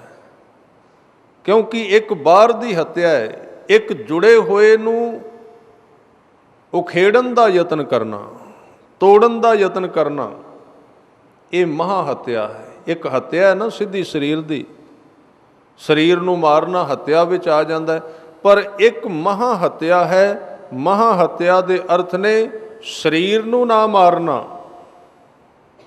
ਜੁੜੇ ਹੋਏ ਨੂੰ ਤੋੜਨ ਦਾ ਯਤਨ ਕਰਨਾ, ਉਹਦੇ ਵਿੱਚ ਸਹਾਇਤਾ ਨਾ ਕਰਨੀ। ਇਸ ਕਰਕੇ ਸਭ ਤੋਂ ਵੱਡਾ ਪੁੰਨ ਕੀ ਹੈ? ਜੇ ਕੋਈ ਜੁੜਨ ਲੱਗਾ ਹੈ ਤੇ ਉਹਦੇ ਵਿੱਚ ਸਹਾਇਤਾ ਕਰਨੀ, ਉਹਦਾ ਸਹਾਰਾ ਬਣ ਜਾਣਾ। ਘਰ ਦੇ ਵਿੱਚ ਜੇ ਕੋਈ ਜੁੜਿਆ ਹੈ, ਬਾਣੀ ਪੜ੍ਹਨ ਲੱਗਾ, ਉਹਦੀ ਸਹਾਇਤਾ ਕਰਨੀ, ਇਹ ਵੀ ਇੱਕ ਸੇਵਾ ਹੈ। ਤੁਸੀਂ ਵੇਖੋਗੇ ਕਈ ਵਾਰੀ ਅਣਜਾਣੇ ਵਿੱਚ ਬੰਦਾ ਬਹੁਤ ਗਲਤੀਆਂ ਕਰਦਾ ਹੈ। ਘਰ ਦੇ ਵਿੱਚ ਜੇ ਕੋਈ ਮੈਂਬਰ ਬਾਣੀ ਪੜ੍ਹਨ ਵਾਲਾ ਹੈ, ਨਿਤਨੇਮ ਕਰਨ ਵਾਲਾ ਹੈ, ਤਾਂ ਉਹਦੀ ਸਹੂਲਤ ਵਾਸਤੇ ਜੇ ਤੁਸੀਂ ਕੰਮ ਕਰਦੇ ਹੋ ਵੀ ਇਹ ਹੋਰ ਜੁੜ ਜਾਏ, ਇਹ ਬਾਣੀ ਪੜ੍ਹਦਾ ਹੈ ਤੇ ਇਹ ਪਰੇਸ਼ਾਨ ਨਾ ਹੋਵੇ, ਇਹਦੇ ਕੋਲ ਕੋਈ ਆਵਾਜ਼ ਨਾ ਆਵੇ, ਇਹ ਗੁਰੂ ਕੀ ਸੇਵਾ ਹੈ, ਇਹ ਗੁਰੂ ਦੀ ਸੇਵਾ ਵਿੱਚ ਆ ਜਾਂਦਾ ਹੈ। ਪਰ ਜੇ ਸਾਡੇ ਘਰ ਵਿੱਚ ਕੋਈ ਬਾਣੀ ਪੜ੍ਹਦਾ ਮੈਂਬਰ ਤੇ ਅਸੀਂ ਉਹਦੀ ਕੋਈ ਪਰਵਾਹ ਨਹੀਂ ਕਰਦੇ, ਕੋਲ ਰੌਲਾ ਪਾਉਂਦੇ ਹਾਂ, ਟੀਵੀ ਲਾ ਦਿੰਦੇ ਹਾਂ, ਗੱਲਾਂ ਬਾਤਾਂ ਕਰਨੇ ਆ, ਜਾਂ ਉਹਨੂੰ ਉਖੇੜਨ ਦਾ ਯਤਨ ਕਰਨੇ ਆ, ਇਹਦੇ ਤੋਂ ਵੱਡਾ ਹੋਰ ਪਾਪ ਕੋਈ ਨਹੀਂ ਹੈ। ਇਹ ਆਪਣੀ ਜ਼ਿੰਦਗੀ ਵਿੱਚ ਕੰਡੇ ਬੀਜਣ ਦੇ ਬਰਾਬਰ ਹੈ। ਜੁੜੇ ਨੂੰ ਜੁੜਨ ਦੇ ਵਿੱਚ ਰੁਕਾਵਟ ਬਣਨਾ, ਇਹਦੇ ਤੋਂ ਵੱਡਾ ਪਾਪ ਕੋਈ ਨਹੀਂ। ਤੇ ਜੇ ਕੋਈ ਜੁੜਨ ਲੱਗਾ ਤੇ ਉਹਦੇ ਵਿੱਚ ਸਹਾਇਤਾ ਕਰਨੀ, ਇਹਦੇ ਤੋਂ ਵੱਡਾ ਪੁੰਨ ਕੋਈ ਨਹੀਂ ਹੈ। ਜੋੜਨਾ ਸਭ ਤੋਂ ਵੱਡਾ ਪੁੰਨ ਹੈ। ਬੜੀ ਤਰ੍ਹਾਂ ਦੇ ਦਾਨ ਨੇ, ਬੜੀ ਤਰ੍ਹਾਂ ਦੀ ਸੇਵਾ ਹੈ, ਖਿਆਲ ਰੱਖਣਾ। ਕਈ ਵਾਰੀ ਬੰਦਾ ਸੇਵਾ ਨੂੰ ਤੋਲਣ ਲੱਗ ਪੈਂਦਾ, ਸੇਵਾ ਕਿਹੜੀ ਹੈ। ਜਿੰਨਾ ਕਿਸੇ ਦਾ ਦਾਇਰਾ ਹੈ ਉਹ ਉਹਨੂੰ ਹੀ ਸੇਵਾ ਸਮਝ ਲੈਂਦਾ ਹੈ। ਸੇਵਾ ਕਈ ਪ੍ਰਕਾਰ ਦੀ, ਅਨੇਕ ਭਾਂਤ ਕਰ ਸੇਵਾ ਕਰੀਐ। ਗੁਰੂ ਗ੍ਰੰਥ ਸਾਹਿਬ ਸੱਚੇ ਪਾਤਸ਼ਾਹ ਜੀ ਕਹਿੰਦੇ ਸੇਵਾ ਅਨੇਕ ਤਰ੍ਹਾਂ ਨਾਲ ਕੀਤੀ ਜਾ ਸਕਦੀ ਹੈ। ਕਿੰਨੀ ਤਰ੍ਹਾਂ ਦੀ ਸੇਵਾ ਹੈ? ਭਾਂਡਿਆਂ ਦੀ ਸੇਵਾ ਹੈ, ਲੰਗਰ ਵਰਤਾਉਣ ਦੀ ਸੇਵਾ ਹੈ, ਝਾੜੂ ਫੇਰਨ ਦੀ ਸੇਵਾ ਹੈ, ਇਹ ਤੱਪੜ ਝਾੜਨ ਦੀ ਸੇਵਾ ਕਹੀ ਗਈ ਹੈ, ਬਾਲਣ ਦੀ ਸੇਵਾ ਬਹੁਤ ਪ੍ਰਕਾਰ ਦੀ ਹੈ। ਪਰ ਇਹਦੇ ਵਿੱਚੋਂ ਇੱਕ ਸੇਵਾ ਇਹ ਵੀ ਹੈ ਕਿ ਕਿਸੇ ਸਰੀਰ ਨੂੰ ਗੁਰਬਾਣੀ ਦੇ ਨਾਲ ਜੋੜਨਾ, ਇੱਕ ਇਹ ਸੇਵਾ ਵਿੱਚ ਆਉਂਦਾ ਹੈ। ਭਾਈ ਗੁਰਦਾਸ ਜੀ ਨੇ ਲਿਖਿਆ ਹੈ ਕਿ ਜੈਸੇ ਸਤ ਮੰਦਰ ਕੰਚਨ ਕੇ ਉਸਾਰ ਦੀਨੇ, ਤੈਸਾ ਪੁੰਨ ਸਿੱਖ ਕੋ ਇੱਕ ਸ਼ਬਦ ਸਿਖਾਏ ਕਾ। ਜੋੜਨ ਦਾ ਕਿੰਨਾ ਵੱਡਾ ਪੁੰਨ ਹੈ। ਇਸ ਕਰਕੇ ਸੇਵਾ ਦਾ ਆਪਣੀ ਦਾ ਹੰਕਾਰ ਨਹੀਂ ਕਰਨਾ ਚਾਹੀਦਾ ਵੀ ਮੈਂ ਕਿਹੜੀ ਸੇਵਾ ਕਰ ਰਿਹਾ, ਕੀ ਪਤਾ ਉਹ ਸੇਵਾ ਪ੍ਰਵਾਨ ਵੀ ਹੈ ਕਿ ਨਹੀਂ। ਸੇਵਾ ਉਸ ਦਿਨ ਪ੍ਰਵਾਨ ਹੋਵੇਗੀ ਜਿੱਦਣ ਅੱਗੋਂ ਗੁਰੂ ਨੇ ਕਹਿ ਦਿੱਤਾ ਵੀ ਤੇਰੀ ਸੇਵਾ ਅੱਜ ਪ੍ਰਵਾਨ ਹੋ ਗਈ। ਜੇ ਗੁਰੂ ਨੇ ਨਾ ਕਰ ਦਿੱਤੀ ਉਹ ਕੰਮ ਹੀ ਰਹਿ ਜਾਣਾ, ਜਿਵੇਂ ਦਿਹਾੜੀ ਤੇ ਕਰਨੇ ਆਪਾਂ। ਘਰ ਵਿੱਚ ਕਿੰਨੇ ਭਾਂਡੇ ਮਾਂਜੀਦੇ ਨੇ, ਘਰ ਵਿੱਚ ਕਿੰਨੇ ਸਾਲ ਲੰਗਰ ਪਕਾਇਆ ਹੈ, ਕੀ ਉਹ ਸੇਵਾ ਵਿੱਚ ਆਇਆ ਹੈ? ਸੇਵਾ ਵਿੱਚ ਨਹੀਂ ਆ ਸਕਦਾ ਉਹ, ਕਿਉਂਕਿ ਉਹ ਗੁਰੂ ਨੂੰ ਪ੍ਰਵਾਨ ਨਹੀਂ ਹੋਇਆ। ਹਜ਼ੂਰ ਨੇ ਇਸ ਕਰਕੇ ਬਚਨ ਕੀਤੇ ਨੇ, ਸਾ ਸੇਵਾ ਕੀਤੀ ਸਫਲ ਹੈ ਜਿਤ ਸਤਿਗੁਰ ਕਾ ਮਨ ਮੰਨੇ। ਜੇ ਗੁਰੂ ਦਾ ਮਨ ਨਹੀਂ ਮੰਨਿਆ ਤੇ ਕੀਤੀ ਹੋਈ ਸੇਵਾ ਪ੍ਰਵਾਨ ਨਹੀਂ ਹੈ। ਕਿਸੇ ਨੂੰ ਤੋੜ ਕੇ, ਕਿਸੇ ਨੂੰ ਦੁਖੀ ਕਰਕੇ ਕੋਈ ਆਦਮੀ ਸੇਵਾ ਵੀ ਕਰਦਾ ਹੈ, ਉਹ ਸੇਵਾ ਪ੍ਰਵਾਨ ਨਹੀਂ ਹੈ, ਉਹ ਸੇਵਾ ਨੂੰ ਥਾਂ ਨਹੀਂ ਹੈ। ਮੈਂ ਛੋਟੀ ਜਿਹੀ ਘਟਨਾ ਤੁਹਾਡੇ ਨਾਲ ਸਾਂਝੀ ਕਰ ਦਿਆਂ। ਕਲਗੀਧਰ ਪਾਤਸ਼ਾਹ ਦੇ ਜੀਵਨ ਵਿੱਚ ਇੱਕ ਬੜੀ ਵੱਡੀ ਦਇਆ ਨਾਲ ਸੰਬੰਧਿਤ ਘਟਨਾ ਵਾਪਰੀ ਸੀ। ਧਰਮ ਦੇ ਅਸਲੀ ਅੰਗ ਉਹਦੇ ਵਿੱਚ ਦੱਸੇ ਗਏ ਸਨ। ਜਦੋਂ ਇੱਕ ਪਤੀ ਪਤਨੀ ਨੇ ਇੱਕ ਪੱਥਰ ਦੀ ਸੇਵਾ ਕਰਦਿਆਂ ਕਰਦਿਆਂ ਜਿਉਂਦੇ ਬੰਦੇ ਨੂੰ ਪਾਣੀ ਪਿਆਉਣ ਤੋਂ ਨਾ ਕਰ ਦਿੱਤੇ, ਪ੍ਰਵਾਨ ਨਹੀਂ ਕੀਤਾ ਉਸ ਨੂੰ ਰੱਬ ਨੇ। ਇੱਕ ਪੱਥਰ ਨੂੰ ਇਸ਼ਨਾਨ ਕਰਾਉਣ ਦਾ ਪਾਣੀ ਲੈ ਕੇ ਜਾ ਰਹੇ ਨੇ, ਉਹਨਾਂ ਦਾ ਧਰਮ ਸੀ, ਉਹਨਾਂ ਦੀ ਆਸਥਾ ਸੀ ਕਿ ਅਨੰਦਪੁਰ ਸਾਹਿਬ ਦੇ ਕੋਲ ਇੱਕ ਪਿੰਡ ਵਿੱਚ ਇੱਕ ਪਤੀ ਪਤਨੀ, ਹਰ ਰੋਜ਼ ਉਹਨਾਂ ਦਾ ਕਰਮ ਸੀ, ਕਾਰਜ ਸੀ ਕਿ ਦਰਿਆ ਵਿੱਚੋਂ ਪਾਣੀ ਭਰਨਾ, ਮੰਦਰ ਵਿੱਚ ਲੈ ਕੇ ਜਾਣਾ ਤੇ ਠਾਕੁਰ ਦਾ ਇਸ਼ਨਾਨ ਕਰਾਉਣਾ। ਬੰਦਗੀ ਵਾਲੇ ਸਨ, ਭਗਤੀ ਕਰਦੇ ਸਨ, ਇਹ ਉਹਨਾਂ ਦਾ ਕਰਮ ਸੀ, ਨਿਯਮ ਸੀ। ਪਾਣੀ ਭਰਨਾ ਤੇ ਰੋਜ਼ ਇਸ਼ਨਾਨ ਕਰਾਉਣਾ। ਤੇ ਸਮਾਂ ਵੀ ਜਿਹੜਾ ਅੰਮ੍ਰਿਤ ਵੇਲੇ ਦਾ ਸੂਰਜ ਚੜ੍ਹਨ ਤੋਂ ਪਹਿਲਾਂ, ਉੱਥੇ ਹੀ ਇੱਕ ਅਕਾਲ ਦਾ ਪੁਜਾਰੀ, ਸ਼ਬਦ ਦਾ ਪੁਜਾਰੀ, ਨਾਮ ਨਾਲ ਜੁੜਿਆ ਹੋਇਆ ਗੁਰੂ ਗੋਬਿੰਦ ਸਿੰਘ ਜੀ ਦਾ ਸਿੰਘ ਰਹਿੰਦਾ। ਇਹ ਵੀ ਸਵੇਰੇ ਬਾਹਰ ਨੂੰ ਨਿਕਲਿਆ ਤੇ ਉੱਥੇ ਕੁਝ ਐਸੇ ਲੋਕ ਸਨ ਜਿਹੜੇ ਪਿੰਡ ਵਿੱਚ ਚੋਰੀ ਕਰਨ ਵਾਸਤੇ, ਡਾਕਾ ਮਾਰਨ ਵਾਸਤੇ ਆਏ ਸਨ। ਇਹਦੀ ਉਹਨਾਂ ਦੇ ਨਾਲ ਟੱਕਰ ਹੋ ਗਈ, ਦੋਵਾਂ ਪਾਸਿਓਂ ਤਲਵਾਰਾਂ ਚੱਲੀਆਂ, ਇਹ ਜ਼ਖਮੀ ਹੋ ਗਿਆ, ਡਿੱਗ ਪਿਆ। ਉਹ ਦੌੜ ਗਿਆ, ਇਹ ਡਿੱਗਾ ਹੋਇਆ ਜ਼ਖਮੀ ਹਾਲਤ ਵਿੱਚ। ਉਧਰੋਂ ਪਾਣੀ ਭਰ ਕੇ ਆ ਰਹੇ ਨੇ ਦੋਵੇਂ ਪਤੀ ਪਤਨੀ, ਜਿਹੜੇ ਹਰ ਰੋਜ਼ ਠਾਕੁਰ ਨੂੰ ਇਸ਼ਨਾਨ ਕਰਾਉਂਦੇ ਸੀ। ਮੈਂ ਗੱਲ ਸਿਰਫ ਇੰਨੀ ਕਰ ਰਿਹਾ, ਸੇਵਾ ਉਹ ਹੈ ਜਿਹੜੀ ਕਿਸੇ ਨੂੰ ਸੁੱਖ ਦਿੰਦੀ ਹੈ। ਸੇਵਾ ਉਹ ਪ੍ਰਵਾਨ ਨਹੀਂ, ਉਹ ਕੰਮ ਬਣ ਜਾਏਗੀ। ਇਹ ਦੋਵੇਂ ਪਾਣੀ ਭਰ ਕੇ ਲਿਆ ਰਹੇ ਨੇ ਤੇ ਉਹ ਕਿਨਾਰੇ ਤੇ ਸਿੱਖ ਡਿੱਗਾ ਹੋਇਆ ਹੈ। ਜਦੋਂ ਕੋਲੋਂ ਲੰਘੇ ਉਹਨੇ ਆਵਾਜ਼ ਦਿੱਤੀ, ਕੋਈ ਲੰਘ ਰਿਹਾ ਪਾਣੀ ਪਿਆਓ। ਜ਼ਖਮੀ ਸੀ, ਤਲਵਾਰਾਂ ਲੱਗੀਆਂ ਸਨ, ਫੱਟ ਲੱਗੇ ਹੋਏ ਸਨ। ਜਦੋਂ ਪਾਣੀ ਦੀ ਆਵਾਜ਼ ਆਈ ਤੇ ਉਹ ਪਤੀ ਪਤਨੀ ਸਨ ਜਿਨ੍ਹਾਂ ਦਾ ਨਾਮ ਇਤਿਹਾਸ ਨੇ ਲਿਖਿਆ ਸੋਇਨਾ ਤੇ ਮੋਇਨਾ। ਪਤਨੀ ਦੇ ਮਨ ਵਿੱਚ ਦਇਆ ਆ ਗਈ, ਨੇੜੇ ਆ ਗਈ, ਉਹਨੇ ਕਿਹਾ ਇਹਨੂੰ ਪਾਣੀ ਪਿਆ ਦਈਏ। ਪਰ ਜਿਹੜਾ ਉਹਦਾ ਪਤੀ ਹੈ ਉਹ ਬਹੁਤਾ ਕੱਟੜਵਾਦੀ ਸੀ, ਬਹੁਤੀ ਮਰਿਆਦਾ ਵਿੱਚ ਬੱਝਾ ਹੋਇਆ ਸੀ। ਉਹਨੇ ਕਿਹਾ ਜੇ ਇਹਨੂੰ ਪਾਣੀ ਪਿਆ ਦਿੱਤਾ, ਪਾਣੀ ਜੂਠਾ ਹੋ ਜਾਏਗਾ, ਮਰਿਆਦਾ ਭੰਗ ਹੋ ਜਾਏਗੀ। ਇੱਕ ਪਾਸੇ ਜਿਉਂਦਾ ਆਦਮੀ ਪਿਆ ਹੋਇਆ ਹੈ, ਇੱਕ ਪਾਸੇ ਉਹਦੀ ਮਰਿਆਦਾ ਹੈ। ਦੋਵਾਂ ਵਿੱਚ ਕਿੰਨਾ ਚਿਰ ਗੱਲ ਚੱਲਦੀ ਰਹੀ। ਅਖੀਰ ਨੂੰ ਇਹ ਫੈਸਲਾ ਕੀਤਾ ਉਹਨਾਂ ਨੇ ਵੀ ਇਹਨੂੰ ਪਾਣੀ ਨਹੀਂ ਪਿਆਉਣਾ, ਕਿਉਂਕਿ ਸਾਰੀ ਮਰਿਆਦਾ, ਸਾਰਾ ਵਿਧੀ ਵਿਧਾਨ ਟੁੱਟ ਜਾਏਗਾ, ਪਾਣੀ ਜੂਠਾ ਹੋ ਜਾਏਗਾ। ਉਸ ਸਿੱਖ ਨੇ ਫਿਰ ਪਾਣੀ ਮੰਗਿਆ, ਫਿਰ ਪਾਣੀ ਕਿਹਾ, ਇਹਨਾਂ ਨੇ ਜਵਾਬ ਦੇ ਦਿੱਤਾ। ਜ਼ਖਮ ਜ਼ਿਆਦੇ ਸਨ, ਉਸ ਕਮਾਈ ਵਾਲੇ ਦੇ ਮੂੰਹ ਤੋਂ ਇੱਕ ਬਚਨ ਨਿਕਲਿਆ, ਜਾਓ ਜਿੰਨੂੰ ਮਰਜ਼ੀ ਇਸ਼ਨਾਨ ਕਰਾ ਲਓ, ਦਰਸ਼ਨ ਨਹੀਂ ਜੇ ਦੇਣੇ ਉਸਨੇ, ਜਿੱਥੇ ਮਰਜ਼ੀ ਚਲੇ ਜਾਓ।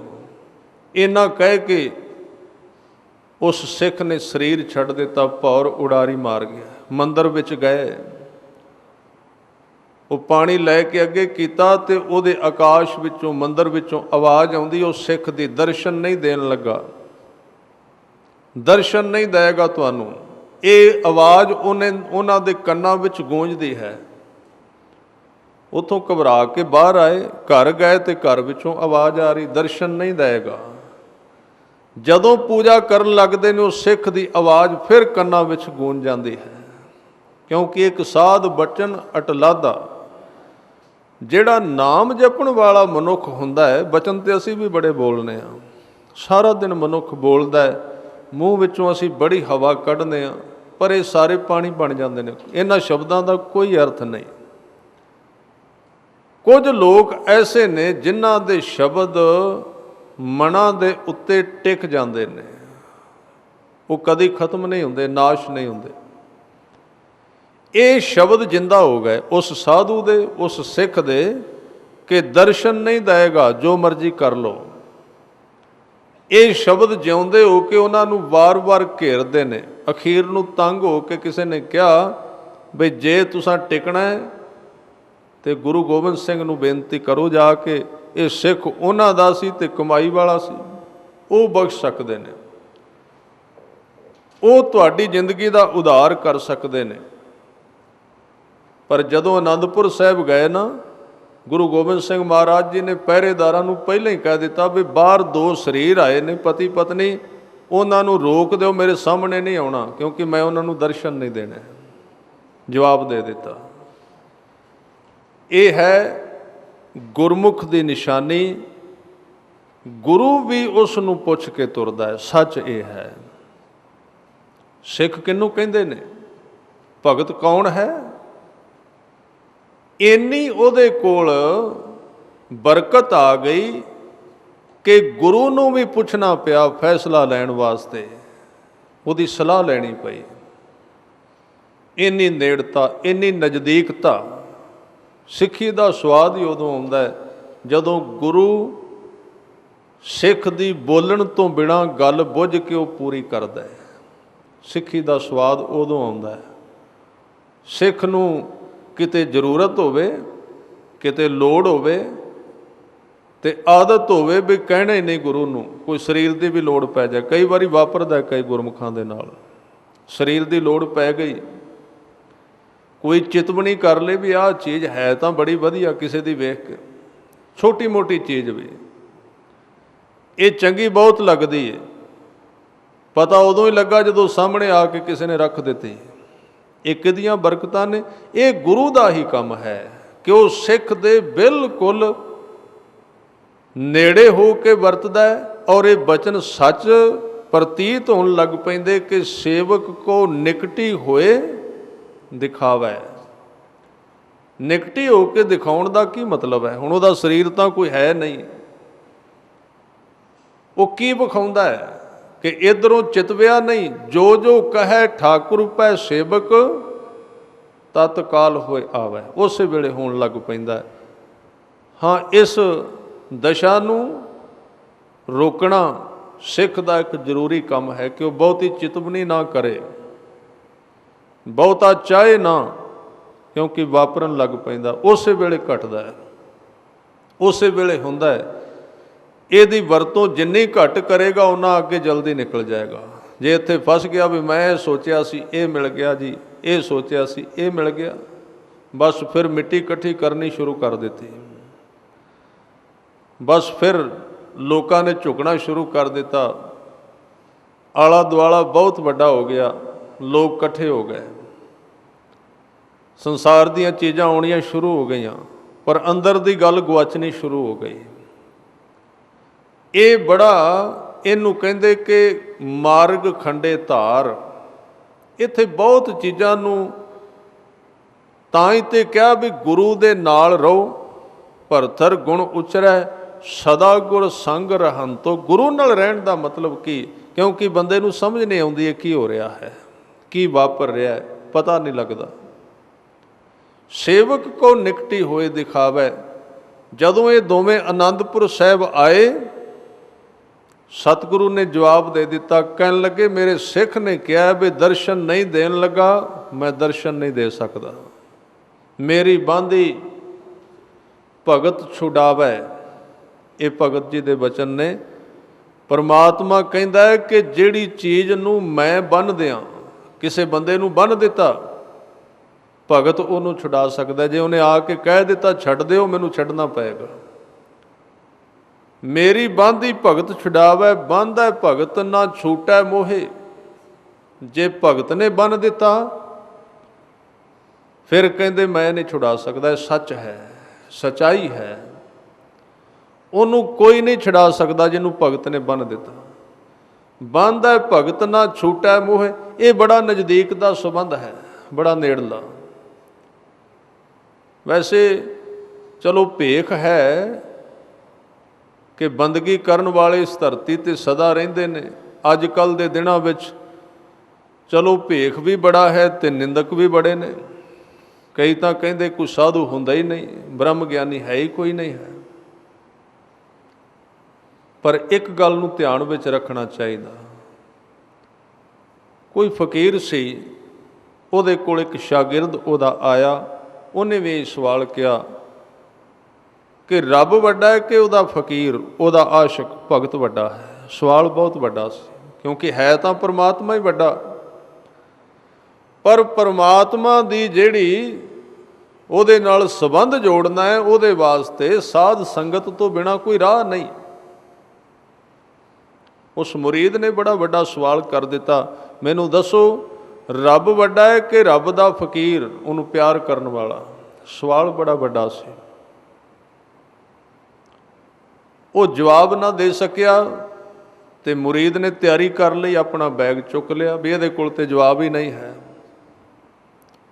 उन्हें बांह फड़ ली, कुछ दिन रुक जा, कहंदा मैनू जवाब दिओ, जे जवाब नहीं देंदे तो मैं चला जाऊँगा। उन्हें कहा भी जे मैं जवाब दे दिता तो गलती हो जाएगी, जे मैं कह दिता रब वड्डा है तो फकीर छोटा है, पूरा ठीक नहीं होवेगा। तो जे मैं कह दिता फकीर वड्डा है, रब छोटा, होर गलती हो गई। इसलिए थोड़े दिन तेनू रुकना पएगा। थोड़े दिन, कुछ दिन रुकिया। बाहरले पासे पिंड दे रहिंदे सन कुटिया विच, ते शाम नूं नगर विच जाके रोटी मंग के लियाउणी पैंदी सी। कुछ घर सन, मंग के लियाउंदे सन प्रशादा। वो फकीर आप भी जांदा सी, इहनूं भी नाल लै गया। घरां दे विचों प्रशादे मंगे, एक दो दिन समझाउणा सी उस गल नूं। एक दिन वो फकीर उस शागिर्द नूं, उस मुरीद नूं कहंदा भी वो जिहड़ा सामने वाला गेट, क्योंकि उत्थे कदी भीख मंगण नहीं सन गए। मुरीद ने भी सवाल कर दिता भी इस वड्डे गेट वल तुसीं क्यों नहीं जांदे? सारियां वल्लों प्रशादा मंग लैंदे हो, इधर क्यों नहीं जांदे, की कारण है? उन्हें कहा भी मैं तो जांदा नहीं, जे तैनूं मिलदी भीख ते जाके वेख लै, मैनूं तां देंदे नहीं। वो मुरीद नूं भेजिया। जदों दरवाजे ते गया, अंदर जिहड़ी बीबी सी वो बड़ी कुरखत सी। जदों अलख जगाई, प्रशादा मंगिया, अंदरों आ गई। झगड़ालू सुभाਅ सी, गुस्से वाला सुभाਅ सी। बोलना शुरू कर दिता, तुसीं विहले लोग हो, प्रशादे मंग के खांदे हो, कम करया करो। वो नवा बंदा सी मंगण वाला, बड़ा डर गया भी ये तां बहुत पिछे नूं दौड़िया। वापस आ गया। उन्हें कहा भी वो तो क्रोधित बड़ी है बीबी, उन्हें की भीख देनी, चलीए। वो नहीं भीख दे सकती। फकीर कहंदा भी तैनूं इहदे कोलों भीख मंग के विखावां, मैं देगी है, एक तरीका है। तू कहना भी नहीं देगी, मैं इहदे तो मंगना, देगी जरूर। कहन लगा मेरे नाल आ। जवाब देना सी उसनूं भी रब वड्डा है कि भगत वड्डा है। दोवें जने चले गए तो उस बीबी का एक छोटा जिहा बच्चा सी, 8-10 साल का, विहड़े विच तुरिया फिरदा है। ਉਹਨੇ ਨਾ ਕੁਝ ਮੰਗਿਆ ਫਕੀਰ ਨੇ, ਨਾ ਉਸ ਬੀਬੀ ਨਾਲ ਗੱਲ ਕੀਤੀ। ਜਾਂਦਿਆਂ ਸਾਰ ਉਸ ਬੱਚੇ ਨੂੰ ਪਲੋਸਣ ਲੱਗ ਪਿਆ, ਤੂੰ ਬਹੁਤ ਪਿਆਰਾ ਹੈ, ਬੜਾ ਸੋਹਣਾ ਹੈ, ਪੜ੍ਹੇਗਾ ਬਹੁਤ, ਬੜੇ ਵੱਡੇ ਅਹੁਦੇ ਤੇ ਤੂੰ ਲੱਗ ਜਾਣਾ ਹੈ, ਤੇਰੇ ਕੋਲ ਮਾਇਆ ਬੜੀ ਆਵੇਗੀ। ਉਸ ਬੱਚੇ ਦੀਆਂ ਵਡਿਆਈਆਂ ਕਰਨੀਆਂ ਸ਼ੁਰੂ ਕਰ ਦਿੱਤੀਆਂ। ਜਿਹੜੀ ਮਾਂ ਬੜੀ ਕ੍ਰੋਧਿਤ ਸੀ ਨਾ, ਬੜੀ ਗੁੱਸੇ ਵਿੱਚ, ਜਿਹੜੀ ਕਦੀ ਕਿਸੇ ਨੂੰ ਇੱਕ ਦਾਣਾ ਨਹੀਂ ਸੀ ਦਾਨ ਕਰਦੀ, ਜਦੋਂ ਉਹਨੇ ਆਪਣੇ ਬੱਚੇ ਦੀ ਵਡਿਆਈ ਸੁਣੀ, ਜਿੱਥੇ ਕ੍ਰੋਧ ਸੀ ਅੰਦਰੋਂ ਦਇਆ ਨੇ ਜਨਮ ਲੈ ਲਿਆ। ਬੱਚੇ ਨਾਲ ਮੋਹ ਸੀ। ਜਦੋਂ ਬੱਚੇ ਬਾਰੇ ਸ਼ਬਦ ਸੁਣੇ ਨਾ ਵੀ ਤੇਰੇ ਕੋਲ ਮਾਇਆ ਬੜੀ ਆਉਣੀ ਹੈ, ਤੂੰ ਬਹੁਤ ਵੱਡਾ ਆਫੀਸਰ ਬਣੇਗਾ, ਬੜੀ ਤੇਰੀ ਚੜ੍ਹਦੀ ਕਲਾ ਹੋਵੇਗੀ, ਮਾਂ ਨੂੰ ਕ੍ਰੋਧ ਭੁੱਲ ਹੀ ਗਿਆ। ਜਿਨਨੇ ਪਹਿਲਾਂ ਜਵਾਬ ਦਿੱਤਾ ਸੀ ਭੀਖ ਦੇਣ ਤੋਂ, ਆਪਣੇ ਆਪ ਅੰਦਰ ਗਈ, ਰਸੋਈ ਦੇ ਵਿੱਚੋਂ ਪ੍ਰਸ਼ਾਦੇ ਲੈ ਕੇ ਆ ਗਈ। ਫਕੀਰ ਨੂੰ ਕਹਿੰਦੀ ਤੂੰ ਅਸੀਸਾਂ ਬੜੀਆਂ ਦਿੱਤੀਆਂ ਨੇ ਮੇਰੇ ਬੱਚੇ ਨੂੰ, ਮੈਂ ਕਦੀ ਕਿਸੇ ਨੂੰ ਦਾਨ ਤਾਂ ਨਹੀਂ ਦਿੱਤਾ, ਪਰ ਅੱਜ ਮੈਂ ਰਹਿ ਨਹੀਂ ਸਕਦੀ ਦਾਨ ਦੇਣ ਤੋਂ ਬਿਨਾਂ, ਅੱਜ ਮੈਨੂੰ ਦੇਣਾ ਹੀ ਪਏਗਾ। ਉਹਨੇ ਪ੍ਰਸ਼ਾਦੇ ਲਏ ਤੇ ਕੋਲ ਹੀ ਉਹ ਖੜਾ ਸੀ ਜਿਹਨੇ ਪੁੱਛਿਆ ਸੀ ਰੱਬ ਵੱਡਾ ਹੈ ਕਿ ਉਹਦਾ ਭਗਤ ਵੱਡਾ ਹੈ। ਤੇ ਫਕੀਰ ਨੇ ਕਿਹਾ ਹੁਣ ਦੱਸ, ਮਾਂ ਵੱਡੀ ਹੈ ਕਿ ਉਹਦਾ ਪੁੱਤਰ ਵੱਡਾ ਹੈ? ਮਾਂ ਨੇ ਤੇ ਕੁਝ ਨਹੀਂ ਸੀ ਦਿੱਤਾ ਤੈਨੂੰ, ਪੁੱਤਰ ਕਰਕੇ ਦੇ ਦਿੱਤਾ। ਭਗਤ ਪਰਮਾਤਮਾ ਦੇ ਪੁੱਤਰ ਨੇ, ਜੇ ਪਰਮਾਤਮਾ ਕੁਝ ਨਹੀਂ ਦੇਣਾ ਚਾਹੁੰਦਾ, ਉਹਦੇ ਭਗਤਾਂ ਦੀ ਵਡਿਆਈ ਕਰ, ਉਹ ਮਜਬੂਰ ਹੋ ਜਾਏਗਾ ਦੇਣ ਵਾਸਤੇ, ਉਹਨੂੰ ਦੇਣਾ ਹੀ ਪਏਗਾ। ਉਹ ਜਵਾਬ ਨਹੀਂ ਦੇ ਸਕਦਾ। ਇਸ ਕਰਕੇ ਨਾ ਇਹਨਾਂ ਵਿੱਚੋਂ ਕੋਈ ਵੱਡਾ ਹੈ, ਹਰ ਹਰ ਜਨ ਦੋ ਏਕ ਹੈ, ਦੋਵੇਂ ਇੱਕੋ ਜਿਹੇ ਨੇ। ਨਾ ਇਹਨਾਂ ਵਿੱਚੋਂ ਕੋਈ ਵੱਡਾ ਹੈ ਨਾ ਛੋਟਾ ਹੈ, ਦੋਵੇਂ ਇੱਕੋ ਜਿਹੇ ਨੇ। ਪਰ ਜੇ ਤੂੰ ਰੱਬ ਨੂੰ ਖੁਸ਼ ਕਰਨਾ ਹੈ ਨਾ, ਫਿਰ ਉਹਦੇ ਪਿਆਰਿਆਂ ਨੂੰ ਖੁਸ਼ ਕਰਨਾ ਪਏਗਾ, ਹੋਰ ਕੋਈ ਤਰੀਕਾ ਨਹੀਂ, ਹੋਰ ਕੋਈ ਰਸਤਾ ਨਹੀਂ। ਬਾਬਾ ਬੁੱਢਾ ਜੀ ਨੇ, ਗੁਰੂ ਅੰਗਦ ਦੇਵ ਜੀ ਦਾ ਰਵਾਬੀ ਸੀ ਭਾਈ ਬਲਵੰਡ, ਤੇ ਇੱਕ ਦਿਨ ਬਾਬਾ ਬੁੱਢਾ ਜੀ ਨੇ, ਬਲਵੰਡ ਜੀ ਰਬਾਬ ਲੈ ਕੇ ਜਾ ਰਹੇ ਸਨ, ਤੇ ਅੱਗੇ ਜਾ ਕੇ ਬਾਬਾ ਬੁੱਢਾ ਜੀ ਖੜੇ ਹੋ ਗਏ, ਕਹਿਣ ਲੱਗੇ ਬਲਵੰਡ ਇੱਕ ਸ਼ਬਦ ਸੁਣਾ ਦੇ ਰਾਹ ਵਿੱਚ। ਤੇ ਹੁਣ ਕਲਾ ਸੀ ਉਹਨਾਂ ਕੋਲ, ਸੰਗੀਤ ਸੀ ਉਹਨਾਂ ਦੇ ਕੋਲ। ਬਲਵੰਡ ਨੇ ਕਿਹਾ ਵੀ ਹੁਣ ਕੋਈ ਟਾਈਮ ਹੈ, ਮੈਂ ਜਾ ਰਿਹਾ। ਬਾਬੇ ਬੁੱਢੇ ਨੇ ਕਿਹਾ ਵੀ ਪਤਾ ਨਹੀਂ ਅੱਜ ਮੇਰਾ ਦਿਲ ਬਹੁਤ ਕਰਦਾ, ਤੂੰ ਇੱਕ ਸ਼ਬਦ ਮੈਨੂੰ 2 ਮਿੰਟ ਦਾ ਸੁਣਾ ਦੇ, ਮੇਰੇ ਤੇ ਕਿਰਪਾ ਕਰ, ਬਹੁਤ ਮਨ ਕਰ ਰਿਹਾ। ਤੇ ਬਲਵੰਡ ਨੇ ਕਿਹਾ ਵੀ ਤੈਨੂੰ ਕੀ ਪਤਾ ਕੀਰਤਨ ਕੀ ਹੁੰਦਾ, ਤੂੰ ਰਾਹ ਵਿੱਚ ਹੀ ਖੜਾ ਹੋ ਗਿਆ, ਜਾ ਮੱਝਾਂ ਨੂੰ ਪੱਠੇ ਪਾ ਜਾ ਕੇ, ਤੈਨੂੰ ਕੀ ਪਤਾ ਹੈ, ਸੁਣਨਾ ਹੀ ਤੇ ਸਵੇਰੇ ਆ ਜੀ ਦਰਬਾਰ ਵਿੱਚ, ਤੇਰੇ ਇਕੱਲੇ ਵਾਸਤੇ ਨਹੀਂ ਮੈਂ ਗਾਉਣ ਲੱਗਾ। ਉਸ ਵੇਲੇ ਬਾਬਾ ਬੁੱਢਾ ਜੀ ਇੱਕ ਪਾਸੇ ਹੋ ਗਏ, ਚਲੇ ਗਏ। ਸਵੇਰੇ ਵਕਤ ਆਇਆ, ਗੁਰੂ ਅੰਗਦ ਦੇਵ ਜੀ ਦਾ ਦਰਬਾਰ ਸਜ ਗਿਆ। ਭਾਈ ਬਲਵੰਡ ਰਬਾਬ ਮੋਢੇ ਤੇ ਪਾ ਕੇ ਆਉਂਦਾ ਹੈ, ਰਬਾਬ ਖੋਲੀ ਵਜਾਉਣ ਲੱਗਾ। ਗੁਰੂ ਅੰਗਦ ਦੇਵ ਜੀ ਨੇ ਮੂੰਹ ਦੂਜੇ ਪਾਸੇ ਕਰ ਲਿਆ, ਪਿੱਠ ਕਰ ਲਈ ਬਲਵੰਡ ਵੱਲ। ਬਲਵੰਡ ਹੈਰਾਨ ਹੋ ਗਿਆ ਵੀ ਤੇ ਕੀਰਤਨ ਦੇ ਆਸ਼ਕ ਨੇ, ਮੁਰੀਦ ਨੇ, ਇਹਨਾਂ ਮੂੰਹ ਕਿਉਂ ਪਾਸੇ ਕੀਤਾ ਹੈ? ਫਿਰ ਦੂਜੇ ਪਾਸੇ ਗਿਆ, ਉਧਰ ਵਜਾਉਣ ਲੱਗਾ, ਮੂੰਹ ਫਿਰ ਇੱਧਰ ਕਰ ਲਿਆ। ਪੁੱਛਿਆ ਮਹਾਰਾਜ ਕੀ ਗਲਤੀ ਹੋ ਗਈ, ਕੀ ਕਾਰਨ? ਸਤਿਗੁਰਾਂ ਨੇ ਬਚਨ ਕੀਤੇ, ਕਹਿਣ ਲੱਗੇ ਜਦੋਂ ਮੈਂ ਕਹਿੰਦਾ ਸੀ ਉਦੋਂ ਤੂੰ ਨਹੀਂ ਵਜਾਇਆ, ਹੁਣ ਤੂੰ ਲੈ ਕੇ ਆਇਆ ਤੇ ਮੇਰਾ ਨਹੀਂ ਜੀ ਕਰਦਾ, ਚਲਾ ਜਾ। ਬਲਵੰਡ ਕਹਿੰਦਾ ਮਹਾਰਾਜ ਤੁਸੀਂ ਕਦੋਂ ਕਿਹਾ ਮੈਨੂੰ ਕੀਰਤਨ ਕਰ, ਤੇ ਮੈਂ ਜਵਾਬ ਦਿੱਤਾ ਹੈ। ਕਹਿਣ ਲੱਗੇ ਕੱਲ ਜਿਹੜਾ ਬਾਬਾ ਬੁੱਢਾ ਕਹਿ ਰਿਹਾ ਸੀ ਉਹ ਮੈਂ ਹੀ ਕਹਿ ਰਿਹਾ ਸਾਂ, ਹੋਰ ਕੌਣ ਸੀ? ਉਹਦੇ ਵਿੱਚ ਤੇ ਮੇਰੇ ਵਿੱਚ ਫਰਕ ਕੀ ਹੈ? ਬਾਬੇ ਬੁੱਢੇ ਦਾ ਜਿਹੜਾ ਜੀ ਕਰਦਾ ਸੀ ਉਹ ਮੇਰਾ ਹੀ ਜੀ ਕਰਦਾ ਸੀ, ਅਸੀਂ ਦੋਵੇਂ ਵੱਖਰੇ ਨਹੀਂ ਹਾਂ, ਇੱਕੋ ਹੈ। ਜੇ ਤੂੰ ਮੈਨੂੰ ਕੀਰਤਨ ਸੁਣਾਉਣਾ ਤੇ ਪਹਿਲਾਂ ਬਾਬੇ ਬੁੱਢੇ ਨੂੰ ਸੁਣਾਉਣਾ ਪਏਗਾ, ਮੈਂ ਬਾਅਦ ਵਿੱਚ ਸੁਣਾਂਗਾ। ਇਹ ਨਿੱਜੀ ਸੰਬੰਧ ਹੈ, ਮਾਂ ਤੇ ਪੁੱਤਰ ਵਾਲਾ ਸੰਬੰਧ, ਸਿੱਖ ਦਾ ਤੇ ਗੁਰੂ ਦਾ, ਮਾਂ ਦਾ ਤੇ ਪੁੱਤਰ ਦਾ, ਭਗਤ ਦਾ ਤੇ ਪਰਮਾਤਮਾ ਦਾ ਨਿੱਜੀ ਸੰਬੰਧ ਹੈ। ਇਸ ਕਰਕੇ ਗੁਰੂ ਅੰਗਦ ਦੇਵ ਜੀ ਨੇ ਅੱਜ ਇਹ ਉਦਾਹਰਨ ਤਾਂ ਦਿੱਤੀ ਹੈ ਕਿ ਮੰਤਰੀ ਹੋਏ ਅਠੂਹਿਆਂ ਨਾਗੀ ਲੱਗੈ ਜਾਏ। ਨਾਗੀ ਦਾ ਅਰਥ ਹੈ ਨਾਗ। ਉਹ ਕਹਿ ਰਹੇ ਨੇ ਭਾਈ ਭੁਲੇਖੇ ਵਿੱਚ ਕਿਤੇ ਸੱਪ ਦੀ ਸਿਰੀ ਨੂੰ ਹੱਥ ਨਾ ਲਾ ਲਈ। ਗੱਲ ਬਹੁਤ ਵੱਡੀ ਹੈ, ਬਹੁਤ ਔਖਾ ਹੈ ਉਹਨੂੰ ਵਲਣਾ, ਕੋਈ ਛੁਡਾ ਨਹੀਂ ਸਕਦਾ। ਹਾਂ ਇਹ ਗੱਲ ਪੱਕੀ ਕਿ ਇਹ ਚੀਜ਼ਾਂ ਰੋਜ਼ ਨਹੀਂ ਵਾਪਰਦੀਆਂ। ਕਿਤੇ ਇਹ ਸੋਚ ਲੈਣਾ ਵੀ 4 ਪਾਠ ਕਰ ਲਈਏ ਤੇ ਹੁਣ ਸਾਡੇ ਤੇ ਹੋ ਜਾਏਗੀ। ਭਗਤ ਬਣਨਾ ਪਹਿਲਾਂ ਜ਼ਰੂਰੀ ਹੈ।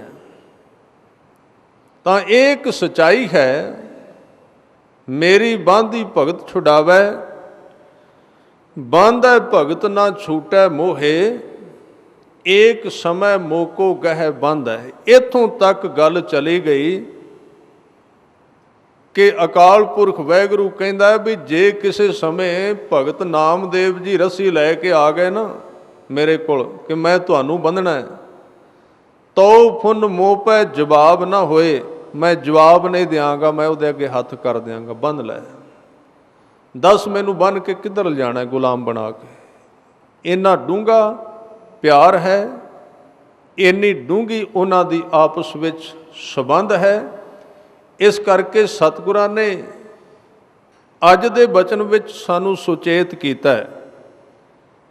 ਕਹਿੰਦੇ ਹੁਕਮ ਪਿਆ ਧੁਰ ਖਸਮ ਕਾ। ਇਹਦੇ ਅਰਥ ਨੇ ਧੁਰ ਤੋਂ ਪਰਮਾਤਮਾ ਦਾ ਹੁਕਮ ਜਾਰੀ ਹੋ ਜਾਂਦਾ ਹੈ ਕਿ ਇਹ ਜਿਹੜਾ ਨਿੰਦਕ ਹੈ ਨਾਮ ਜਪਣ ਵਾਲਿਆਂ ਦਾ, ਇਹਦਾ ਲਾਭ ਉਠਾ ਕੇ ਕੋਈ ਆਪਣੀ ਕੁਰਸੀ ਨਾ ਚਲਾਏ। ਧਿਆਨ ਵਿੱਚ ਰੱਖਣਾ ਇਹਨਾਂ ਸ਼ਬਦਾਂ ਦਾ ਕਿ ਉੱਚੇ ਸਾਰੇ ਥਾਂ ਤੇ ਬਹਿ ਕੇ ਇਹ ਡਰਾਉਣ ਲੱਗ ਪਏ ਲੋਕਾਂ ਨੂੰ ਕਿ ਜੇ ਸਾਡੇ ਨਾਲ ਅੜੇ ਜੀ ਤੁਹਾਡਾ ਸਤਿਆਨਾਸ਼ ਹੋ ਜਾਏਗਾ। ਇਹ ਗੱਲਾਂ ਹੁੰਦੀਆਂ ਨੇ। ਜਿਹੜਾ ਉਹਦਾ ਭਗਤ ਹੈ ਨਾ, ਉਹਦੀ ਇਹ ਨਿਸ਼ਾਨੀ ਹੈ, ਉਹ ਕਿਸੇ ਦਾ ਬੁਰਾ ਨਹੀਂ ਮੰਗੇਗਾ, ਕਦੀ ਨਹੀਂ ਕਹੇਗਾ, ਮੂੰਹੋਂ ਨਹੀਂ ਬੋਲੇਗਾ ਵੀ ਤੇਰਾ ਨੁਕਸਾਨ ਹੋ ਜਾਏਗਾ, ਤੇਰਾ। ਆ ਬੜੇ ਲੋਕ ਖੋਲ੍ਹੇ ਨੇ ਲੋਕਾਂ ਨੇ, ਇਹੋ ਜਿਹੇ ਦੁਕਾਨਾਂ ਖੋਲ੍ਹੀਆਂ ਨੇ, ਕਹਿੰਦੇ ਸਰਾਫ ਦੇ ਦਿੰਦੇ ਜੀ ਵੇਖ ਕੇ ਜਾਣਾ। ਗੁਰੂ ਗ੍ਰੰਥ ਸਾਹਿਬ ਦਾ ਸਿੱਖ ਹੋਵੇ ਤੇ ਸਰਾਫ ਦੇਵੇ। ਇਹ ਗੱਲ ਪੱਕੀ ਹੈ ਕਿ ਗੁਰੂ ਕਾ ਹੋਵੇ ਸਿੱਖ,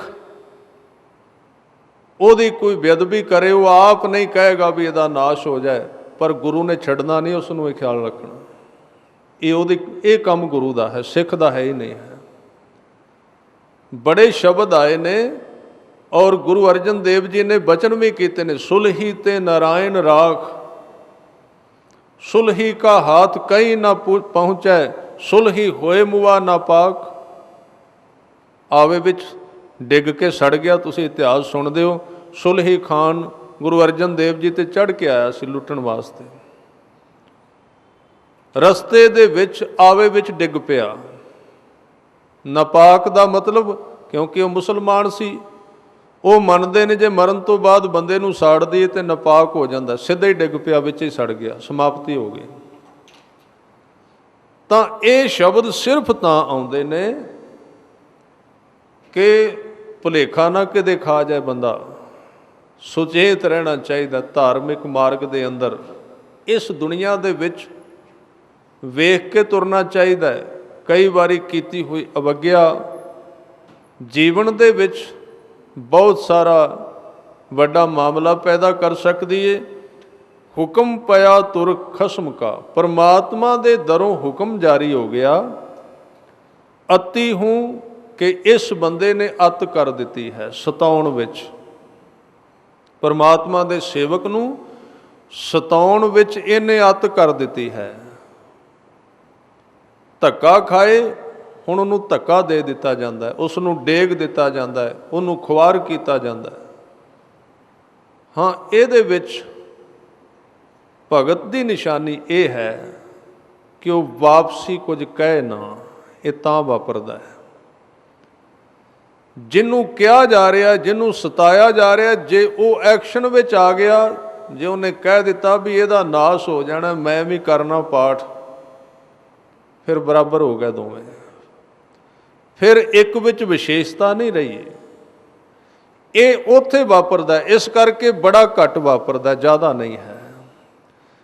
ਜਿਹਨੂੰ ਸਤਾਇਆ ਜਾਂਦਾ ਹੈ, ਜੇ ਉਹਦਾ ਮਨ ਹੀ ਚੁੱਪ ਕਰ ਜਾਏ, ਬਿਲਕੁਲ ਉਹਦੇ ਵਿੱਚੋਂ ਕਦੀ ਵਿਰੋਧ ਨਿਕਲੇ ਹੀ ਨਾ, ਜਦੋਂ ਹੱਦ ਹੋ ਜਾਏ, ਜਦੋਂ ਅੱਤ ਹੋ ਜਾਏ, ਉਹ ਬਿਲਕੁਲ ਨਾ ਬੋਲੇ, ਬੜੀ ਲੰਮੀ ਖਿੱਚ ਜਾਏ, ਅਖੀਰ ਨੂੰ ਫਿਰ ਕੁਦਰਤ ਹਰਕਤ ਵਿੱਚ ਆ ਜਾਂਦੀ ਹੈ, ਫਿਰ ਉਹ ਖੜਾ ਹੁੰਦਾ।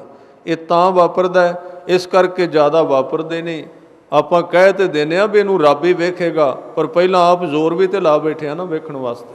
ਹੁਣ ਕਹਿੰਦੇ ਆ ਰੱਬ ਵੇਖੇਗਾ। ਕਿਸੇ ਨਾਲ ਵਿਰੋਧ ਹੋਵੇ ਨਾ, ਤੇ ਪਹਿਲਾਂ ਸਾਰਾ ਜ਼ੋਰ ਲਾ ਦਿੱਤਾ ਉਹਨੂੰ ਸਿੱਧਿਆਂ ਕਰਨ ਵਾਸਤੇ, ਜਦੋਂ ਨਾ ਹੋਇਆ ਫਿਰ ਗੁਰਦੁਆਰੇ ਜਾ ਕੇ ਅਰਦਾਸ ਕਰਾ ਦਿੱਤੀ, ਤੁਸੀਂ ਆਪ ਹੀ ਸੰਭਾਲ ਲੈਣਾ ਜੀ। ਤੇ ਜੇ ਪਹਿਲਾਂ ਕਹਿੰਦੇ ਗੱਲ ਤਾਂ ਬਣਨੀ ਸੀ, ਪਹਿਲਾਂ ਜ਼ੋਰ ਲਾ ਲਿਆ ਸਾਰਾ, ਹੱਥ ਕੰਡੇ ਸਾਰੇ ਵਰਤੇ ਨੇ, ਇਸ ਕਰਕੇ ਦੋਵੇਂ ਬਰਾਬਰ ਹੋ ਗਏ। ਹੁਣ ਉੱਥੇ ਇਹ ਘਟਨਾ ਨਹੀਂ ਵਾਪਰਦੀ, ਉੱਥੇ ਵਾਪਰ ਨਹੀਂ ਸਕਦਾ, ਹੋ ਨਹੀਂ ਸਕਦਾ। ਤਾਂ ਇਹ ਗੁਰਮੁਖ ਸਿਓ ਮਨਮੁਖ ਅੜੈ। ਗੁਰੂ ਅੰਗਦ ਦੇਵ ਜੀ ਕਹਿੰਦੇ ਨੇ, ਮਨਮੁਖ ਗੁਰਮੁਖ ਦੇ ਨਾਲ ਈਰਖਾ ਕਰਦਾ, ਉਹਦੇ ਜੀਵਨ ਨੂੰ ਵੇਖ ਕੇ, ਉਹਦੀ ਚੜ੍ਹਦੀ ਕਲਾ ਨੂੰ ਵੇਖ ਕੇ। ਡੁੱਬੈ ਹੱਕ ਨਿਆਏ, ਇਹ ਕੁਦਰਤ ਦਾ ਨਿਯਮ ਹੈ, ਕੁਦਰਤ ਦਾ ਇੱਕ ਤਰ੍ਹਾਂ ਦਾ ਤਰੀਕਾ ਹੈ ਕਿ ਮਨਮੁਖ ਜਿਹੜਾ ਅੜਦਾ ਹੈ, ਇੱਕ ਦਿਨ ਉਹਦੇ ਜੀਵਨ ਦੀ ਸਮਾਪਤੀ ਹੋ ਜਾਂਦੀ, ਜਾਂ ਉਹ ਜਿੰਦਾ ਹੀ ਇਸ ਤਰ੍ਹਾਂ ਦਾ ਹੋ ਜਾਂਦਾ ਹੈ, ਜਿਹਨੂੰ ਗੁਰੂ ਅਰਜਨ ਦੇਵ ਜੀ ਨੇ ਵਾਰ-ਵਾਰ ਇਹਦੇ ਵਿੱਚ ਦੁਹਰਾਇਆ ਤਾਂ ਕਿ ਆਪਾਂ ਸੁਚੇਤ ਹੋ ਜਾਈਏ। ਕਈ ਵਾਰੀ ਇਹ ਸ਼ਬਦ ਆਉਂਦੇ ਨੇ, ਮਨ ਸੋਚਦਾ ਵੀ ਇੱਕ ਸਾਰੀ ਅਸ਼ਟਪਦੀ ਨਿੰਦਕ ਤੇ ਲਾ ਦਿੱਤੀ। ਪੜ੍ਹਦਿਆਂ ਪੜ੍ਹਦਿਆਂ ਡਰ ਵੀ ਆਉਣ ਲੱਗ ਪੈਂਦਾ ਕਿ ਸੰਤ ਕਾ ਨਿੰਦਕ ਮਹਾ ਅਤ ਤਾਈ, ਸੰਤ ਕਾ ਨਿੰਦਕ ਖਿਨ ਟਿਕਨ ਨਾ ਪਾਈ, संत का निंदक महा हत्यारा, संत का निंदक परमेश्वर मारा, संत का निंदक राज ते हीन, संत का निंदक दुखिया अरदीन, संत के हते को रखै ना कोय, संत का निंदक थान भ्रष्ट होए, जिथे वो रहिंदा वो थां भ्रष्ट हो जाता है। संत की निंदा दोख में दोख, सारे पापां दे विच विशेष पाप है। ਤਾਂ ਇੱਥੇ ਸੰਤ ਦੇ ਅਰਥ ਹੋਣਗੇ ਉਹ ਹਸਤੀ, ਉਹ ਸ਼ਖਸੀਅਤ ਇਸ ਧਰਤੀ ਦੀ। ਸੰਤ ਕਿਹਨੂੰ ਕਿਹਾ ਗਿਆ ਹੈ? ਕਿਤੇ ਕਿਤੇ ਗੁਰਬਾਣੀ ਵਿੱਚ ਸੰਤ ਲਫ਼ਜ਼ ਗੁਰੂ ਵਾਸਤੇ ਆਇਆ, ਬੜੀ ਘੱਟ ਥਾਵਾਂ ਤੇ। ਨਹੀਂ ਤੇ ਸੰਤ ਦੇ ਅਰਥ ਨੇ ਗੁਰਸਿੱਖ, ਗੁਰਮੁਖ, ਗੁਰਸਿੱਖ, ਬ੍ਰਹਮ ਗਿਆਨੀ ਵੀ ਕਹਿ ਸਕਦੇ, ਹਰੀਜਨ ਵੀ ਕਹਿ ਸਕਦੇ, ਕੋਈ ਵੀ ਲਫ਼ਜ਼। ਸੰਤ ਦੇ ਅਰਥ ਨੇ ਜਿਹਦਾ ਜਨਮ ਸਤ ਵਿੱਚੋਂ ਹੋਇਆ ਹੈ, ਸ਼ਬਦ ਵਿੱਚੋਂ ਹੋਇਆ ਹੈ, ਉਹਨੂੰ ਸੰਤ ਕਹਿੰਦੇ। ਜਿਹੜੀ ਨਾਮ ਦੀ ਔਲਾਦ ਹੈ, ਸੰਤ ਤੁਜੀ ਤਨ, ਤਨ ਕਹਿੰਦੇ ਤਨਾ ਪੁੱਤਰ, ਤਾਂ ਸੰਤ ਤੁਜੀ ਤਨ ਸੰਗਤ ਪ੍ਰਾਨ। ਸੰਤ ਦੇ ਭਾਵ, ਸੰਤ ਦਾ ਅਰਥ ਕੋਈ ਸਰੀਰ ਨਹੀਂ ਹੈ। ਸੰਤ ਇੱਕ ਅੰਦਰ ਦੀ ਪਰਸਨੈਲਿਟੀ ਦਾ ਨਾਮ ਹੈ, ਇੱਕ ਸ਼ਖਸੀਅਤ ਦਾ ਨਾਮ ਹੈ, ਇੱਕ ਰੈਂਕ ਦਾ ਨਾਮ, ਅਹੁਦਾ ਹੈ, ਉਹਦੇ ਕੋਲ ਕੋਈ ਯੋਗਤਾ ਹੈ। ਇਸ ਕਰਕੇ ਚਲੋ ਸਤਿਕਾਰਯੋਗ ਸ਼ਬਦ ਹੈ, ਪਰ ਗੁਰੂ ਕਿਰਪਾ ਕਰੇ। ਇੱਕ ਪਾਸੇ ਤੇ ਆਪਾਂ ਕਹਿੰਦੇ ਹਾਂ ਲੋਕ ਸੰਤ ਜਨਾਂ ਦੀ ਨਿੰਦਿਆ ਵੀ ਕਰਦੇ ਨੇ ਬਹੁਤ। ਤੁਸੀਂ ਕਥਾ ਸੁਣਦੇ ਹੋ, ਬੜੀਆਂ ਲੰਬੀਆਂ ਕਥਾਵਾਂ ਨੇ ਨਿੰਦਾ ਦੀਆਂ। ਅਸੀਂ ਉਹਨਾਂ ਨੂੰ ਇਹ ਵੀ ਕਹਿੰਦੇ ਹਾਂ ਵੀ ਨਿੰਦਿਆ ਕਿਉਂ ਕਰਦੇ ਨੇ। ਠੀਕ ਹੈ, ਨਿੰਦਿਆ ਨਹੀਂ ਕਰਨੀ ਚਾਹੀਦੀ, ਪਰ ਜਿਹੜੇ ਆਪਾਂ ਸੰਤ ਸ਼ਬਦ ਦੀ ਵਰਤੋਂ ਕਰਨ ਲਈ ਤਿਆਰ ਬਰ ਤਿਆਰ ਬੈਠੇ ਆ ਨਾ, ਲੱਕ ਬੰਨ੍ਹ ਕੇ ਪਿੱਛੇ, ਬੜੀ ਲੰਬੀ ਲਾਈਨ ਹੈ, ਸਮਾਂ ਨਹੀਂ ਮਿਲ ਰਿਹਾ, ਸਮਾਂ ਨਹੀਂ ਮਿਲ ਰਿਹਾ। ਨਹੀਂ ਤੇ ਬੜੇ ਹਜ਼ਾਰਾਂ ਦੀ ਗਿਣਤੀ ਵਿੱਚ ਲੋਕ ਨੇ ਜਿਹੜੇ ਸੰਤ ਬਣਨ ਦੀ ਖਵਾਇਸ਼ ਹੈ ਅੰਦਰ, ਬੜੀ ਉੱਚੀ ਪਦਵੀ ਹੈ। ਜਿੰਨੇ ਘੱਟ ਹੋਣਗੇ ਉਨੀ ਕੁਆਲਿਟੀ ਉੱਚੀ ਹੋਵੇਗੀ, ਸਤਿਕਾਰ ਵੀ ਰਹੇਗਾ। ਜੇ ਹੋਵੇ ਲੋਕਾਂ ਦੇ ਮੂੰਹੋਂ ਨਿਕਲ ਜਾਏ ਸੰਤ ਹੈ, ਫਿਰ ਗੱਲ ਬਣੇਗੀ। ਲੋਕ ਕਹਿਣ ਲੱਗ ਪੈਣ, ਝੁਕ ਜਾਣ ਲੋਕ, ਫਿਰ ਗੱਲ ਵੱਡੀ ਹੋ ਜਾਏਗੀ। ਪਰ ਇਹ ਦੁਖਾਂਤ ਬਹੁਤ ਵੱਡਾ ਹੈ। ਗਿਣਤੀ ਇੰਨੀ ਵੱਧ ਗਈ ਹੈ, ਇੰਨੀ ਜ਼ਿਆਦਾ ਹੋ ਗਈ ਹੈ। ਇਹ ਥੋੜ੍ਹਾ ਜਿਹਾ ਪਰਹੇਜ਼ ਕਰਨਾ ਚਾਹੀਦਾ ਹੈ, ਕਿਉਂਕਿ ਉਹਦਾ ਬੜਾ ਵੱਡਾ ਹੈ। ਫੈਸਲਾ ਆਪ ਹੀ ਲੈ ਲੈਂਦੇ ਹਾਂ ਵੀ ਅਸੀਂ ਹਾਂ, ਕੋਈ ਯੋਗਤਾ ਵੀ ਹੋਵੇ, ਕੋਈ ਵਿਦਿਆ ਵੀ ਪੜ੍ਹੀ ਹੋਵੇ, ਕਿਸੇ ਚੀਜ਼ ਵਿੱਚੋਂ ਲੰਘੇ ਵੀ ਹੋਈਏ, ਇਹ ਬੜੀ ਵੱਡੀ ਥਾਂ ਹੈ, ਛੋਟੀ ਨਹੀਂ ਹੈ। ਇਸ ਕਰਕੇ ਸਾਨੂੰ ਗੁਰੇਜ਼ ਕਰਨਾ ਚਾਹੀਦਾ ਹੈ, ਸਾਨੂੰ ਵੇਖਣਾ ਚਾਹੀਦਾ। ਸੰਤ ਦੇ ਅਰਥ ਨੇ, ਬਿਹੰਗਮ ਦੇ ਅਰਥ ਨੇ ਪੰਛੀ ਵਾਲਾ ਜੀਵਨ। ਮੈਂ ਸਵੇਰੇ ਬੇਨਤੀ ਕੀਤੀ ਸੀ, ਰੁੱਖ ਵਾਲਾ ਜੀਵਨ। ਉਹਦਾ ਸਰੀਰ ਬੰਦੇ ਦਾ ਹੈ, ਉਹਦੀਆਂ ਖਵਾਇਸ਼ਾਂ ਪੰਛੀ ਵਾਲੀਆਂ ਨੇ ਅੰਦਰ ਦੀਆਂ। ਪੰਛੀ ਸ਼ਾਮ ਨੂੰ ਚੁੱਕ ਕੇ ਆ ਗਿਆ, ਸਵੇਰ ਦਾ ਪਤਾ ਹੀ ਨਹੀਂ ਹੈ ਕੀ ਕਰਨਾ ਹੈ, ਕਿਸੇ ਚੀਜ਼ ਨਾਲ ਜੁੜਿਆ ਹੀ ਨਹੀਂ। ਸਿੱਖ ਕੌਮ ਦੇ ਇੱਕ ਬੜੇ ਵੱਡੇ ਬ੍ਰਹਮ ਗਿਆਨੀ ਹੋਏ ਨੇ, ਬਾਬਾ ਰਾਮ ਕੌਰ ਜੀ ਸੰਤ ਹੋਏ ਨੇ। ਮਾਤਾ ਜੀਤੋ ਜੀ ਨੇ ਕਿਹਾ ਸੀ ਕਿ ਬ੍ਰਹਮ ਗਿਆਨੀ ਦੇ ਦਰਸ਼ਨ ਕਰਾਓ ਗੁਰੂ ਗੋਬਿੰਦ ਸਿੰਘ ਮਹਾਰਾਜ ਜੀ ਨੂੰ। ਸਤਿਗੁਰਾਂ ਨੇ ਘਰ ਬੁਲਾ ਲਿਆ, ਕਹਿਣ ਲੱਗੇ ਲੰਗਰ ਛਕਾਓ, ਸੇਵਾ ਕਰੋ। ਆਹ ਬ੍ਰਹਮ ਗਿਆਨੀ ਬੈਠੇ ਨੇ, ਬਾਬਾ ਰਾਮ ਕੌਰ ਜੀ। ਉਹਨਾਂ ਦੇ ਜੀਵਨ ਦੀ ਘਟਨਾ ਮੈਂ ਪੜ੍ਹੀ ਕਿ ਜੀਵਨ ਦੇ ਪਿਛਲੇ ਹਿੱਸੇ ਵਿੱਚ ਉਹਨਾਂ ਦਾ ਡੇਰਾ ਲੁੱਟ ਲਿਆ ਕਿਸੇ ਫੌਜਦਾਰ ਨੇ। ਡੇਰਾ ਲੁੱਟ ਕੇ ਲਾਹੌਰ ਲੈ ਗਿਆ। ਲਾਹੌਰ ਦੇ ਸੂਬੇਦਾਰ ਨੇ ਪੁੱਛਿਆ ਕਿੱਥੋਂ ਲੁੱਟ ਕੇ ਲਿਆਏ? ਅੰਮ੍ਰਿਤਸਰ ਜ਼ਿਲ੍ਹੇ ਵਿੱਚ ਪੈਂਦਾ। ਉਹਨੇ ਕਿਹਾ ਇਸ ਤਰ੍ਹਾਂ ਇਸ ਥਾਂ 'ਤੇ ਸੀ, ਇੱਧਰ ਇਲਾਕਾ ਸੀ। ਉਹ ਜਿਹੜਾ ਸੂਬੇਦਾਰ ਵੱਡਾ ਸੀ, ਉਹਦਾ ਅਫੀਸਰ, ਉਹ ਜਾਣਦਾ ਸੀ ਬਾਬਾ ਰਾਮ ਕੌਰ ਸਿੰਘ ਜੀ ਨੂੰ, ਬੜੇ ਵੱਡੇ ਮਹਾਤਮਾ ਨੇ। ਉਹਨੇ ਕਿਹਾ ਤੂੰ ਆਪਣੀਆਂ ਵੀ ਜੜ੍ਹਾਂ ਪੁੱਟ ਲਈਆਂ ਤੇ ਮੇਰੀਆਂ ਵੀ, ਵਿਨਾਸ਼ ਹੋ ਜਾਣਾ। ਜਿੱਥੇ ਤੂੰ ਹੱਥ ਪਾ ਲਿਆ, ਸੱਪ ਦੀ ਸਿਰੀ ਨੂੰ ਹੱਥ ਪਾ ਬੈਠਾ। ਕੁਝ ਦਿਨਾਂ ਦੀ ਖੇਡ ਹੈ, ਤੇਰੇ ਤੇ ਮੇਰੇ ਜੀਵਨ ਦੀ ਬਸ ਸਮਾਪਤੀ ਹੋ ਜਾਏਗੀ। ਕਿਉਂਕਿ ਉਹ ਸਾਧ ਐਸਾ, ਉਹਨੇ ਬੋਲਣਾ ਨਹੀਂ, ਫਿਰ ਰੱਬ ਨੂੰ ਬੋਲਣਾ ਪੈਣਾ ਹੈ। ਚਲਾ ਗਿਆ। ਬਾਬਾ ਜੀ ਬੈਠੇ ਸਨ, ਜਾ ਕੇ ਨਮਸਕਾਰ ਕੀਤੀ ਬਾਬਾ ਰਾਮ ਕੌਰ ਸਿੰਘ ਜੀ। ਬਾਅਦ ਵਿੱਚ ਇਹਨਾਂ ਦਾ ਨਾਮ ਬਾਬਾ ਗੁਰਬਖਸ਼ ਸਿੰਘ ਹੋਇਆ। ਬੇਨਤੀ ਕੀਤੀ, ਜੀ ਗਲਤੀ ਹੋਈ, ਤੁਹਾਡਾ ਡੇਰਾ ਲੁੱਟਿਆ ਗਿਆ, ਸਮਾਨ ਲੈ ਗਏ ਨੇ ਗਲਤੀ ਨਾਲ। ਉਹਨਾਂ ਨੇ ਇਸ ਤਰ੍ਹਾਂ ਇਸ਼ਾਰਾ ਕਰ ਦਿੱਤਾ, ਬੋਲਦੇ ਨਹੀਂ ਸਨ ਬਹੁਤਾ, ਕਦੀ ਕਦੀ ਥੋੜਾ। ਬਿਰਤੀ ਚੜ੍ਹੀ ਰਹਿੰਦੀ ਸੀ ਦਿਨ ਰਾਤ। ਫਿਰ ਉਹਨਾਂ ਨੇ ਬੇਨਤੀ ਕੀਤੀ, ਜੀ ਦੱਸੋ ਸਮਾਨ ਕਿਹੜਾ ਅਸੀਂ ਵਾਪਸ ਕਰਨਾ ਹੈ, ਹੋਰ ਵੀ ਭੇਟਾ ਦੇ ਕੇ ਜਾਣੀ ਹੈ।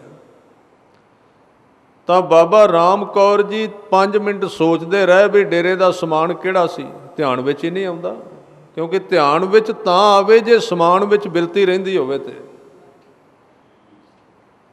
ਆਮ ਤੇ ਸੰਤ ਦੀ ਵਿਆਖਿਆ ਹੀ ਇਹ ਹੈ, ਉਹ ਦੱਸੇ ਇਹ ਜਾਂਦਾ ਵੀ ਇੱਥੇ 80 ਲੱਖ ਵਾਲੀਆਂ ਇੰਨੀਆਂ ਗੱਡੀਆਂ ਨੇ,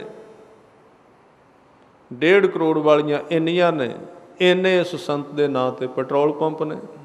ਇਹ ਦੱਸਿਆ ਜਾਂਦਾ, ਇਹ ਨਿਸ਼ਾਨੀ ਹੈ। ਜੇ ਇਹ ਚੀਜ਼ਾਂ ਸੰਤ ਦੀ ਡੈਫੀਨੇਸ਼ਨ ਨੇ, ਫਿਰ ਤੇ ਆ ਸਾਰੇ ਪੂੰਜੀਪਤੀ ਸਾਰੇ ਹੀ ਸੰਤ ਨੇ ਨਾ। ਤੁਸੀਂ ਵੇਖਦੇ ਹੋ ਲੁਧਿਆਣੇ ਵਿੱਚ ਕਿੰਨੀ ਮਾਇਆ ਹੈ। ਉਹਦੇ ਅੰਦਰ ਕੋਈ ਨਵੀਂ ਚੀਜ਼ ਹੈ ਜਿਹੜੀ ਸੰਸਾਰੀਆਂ ਕੋਲ ਨਹੀਂ, ਉਹਨੂੰ ਸੰਤ ਕਹਿੰਦੇ ਨੇ।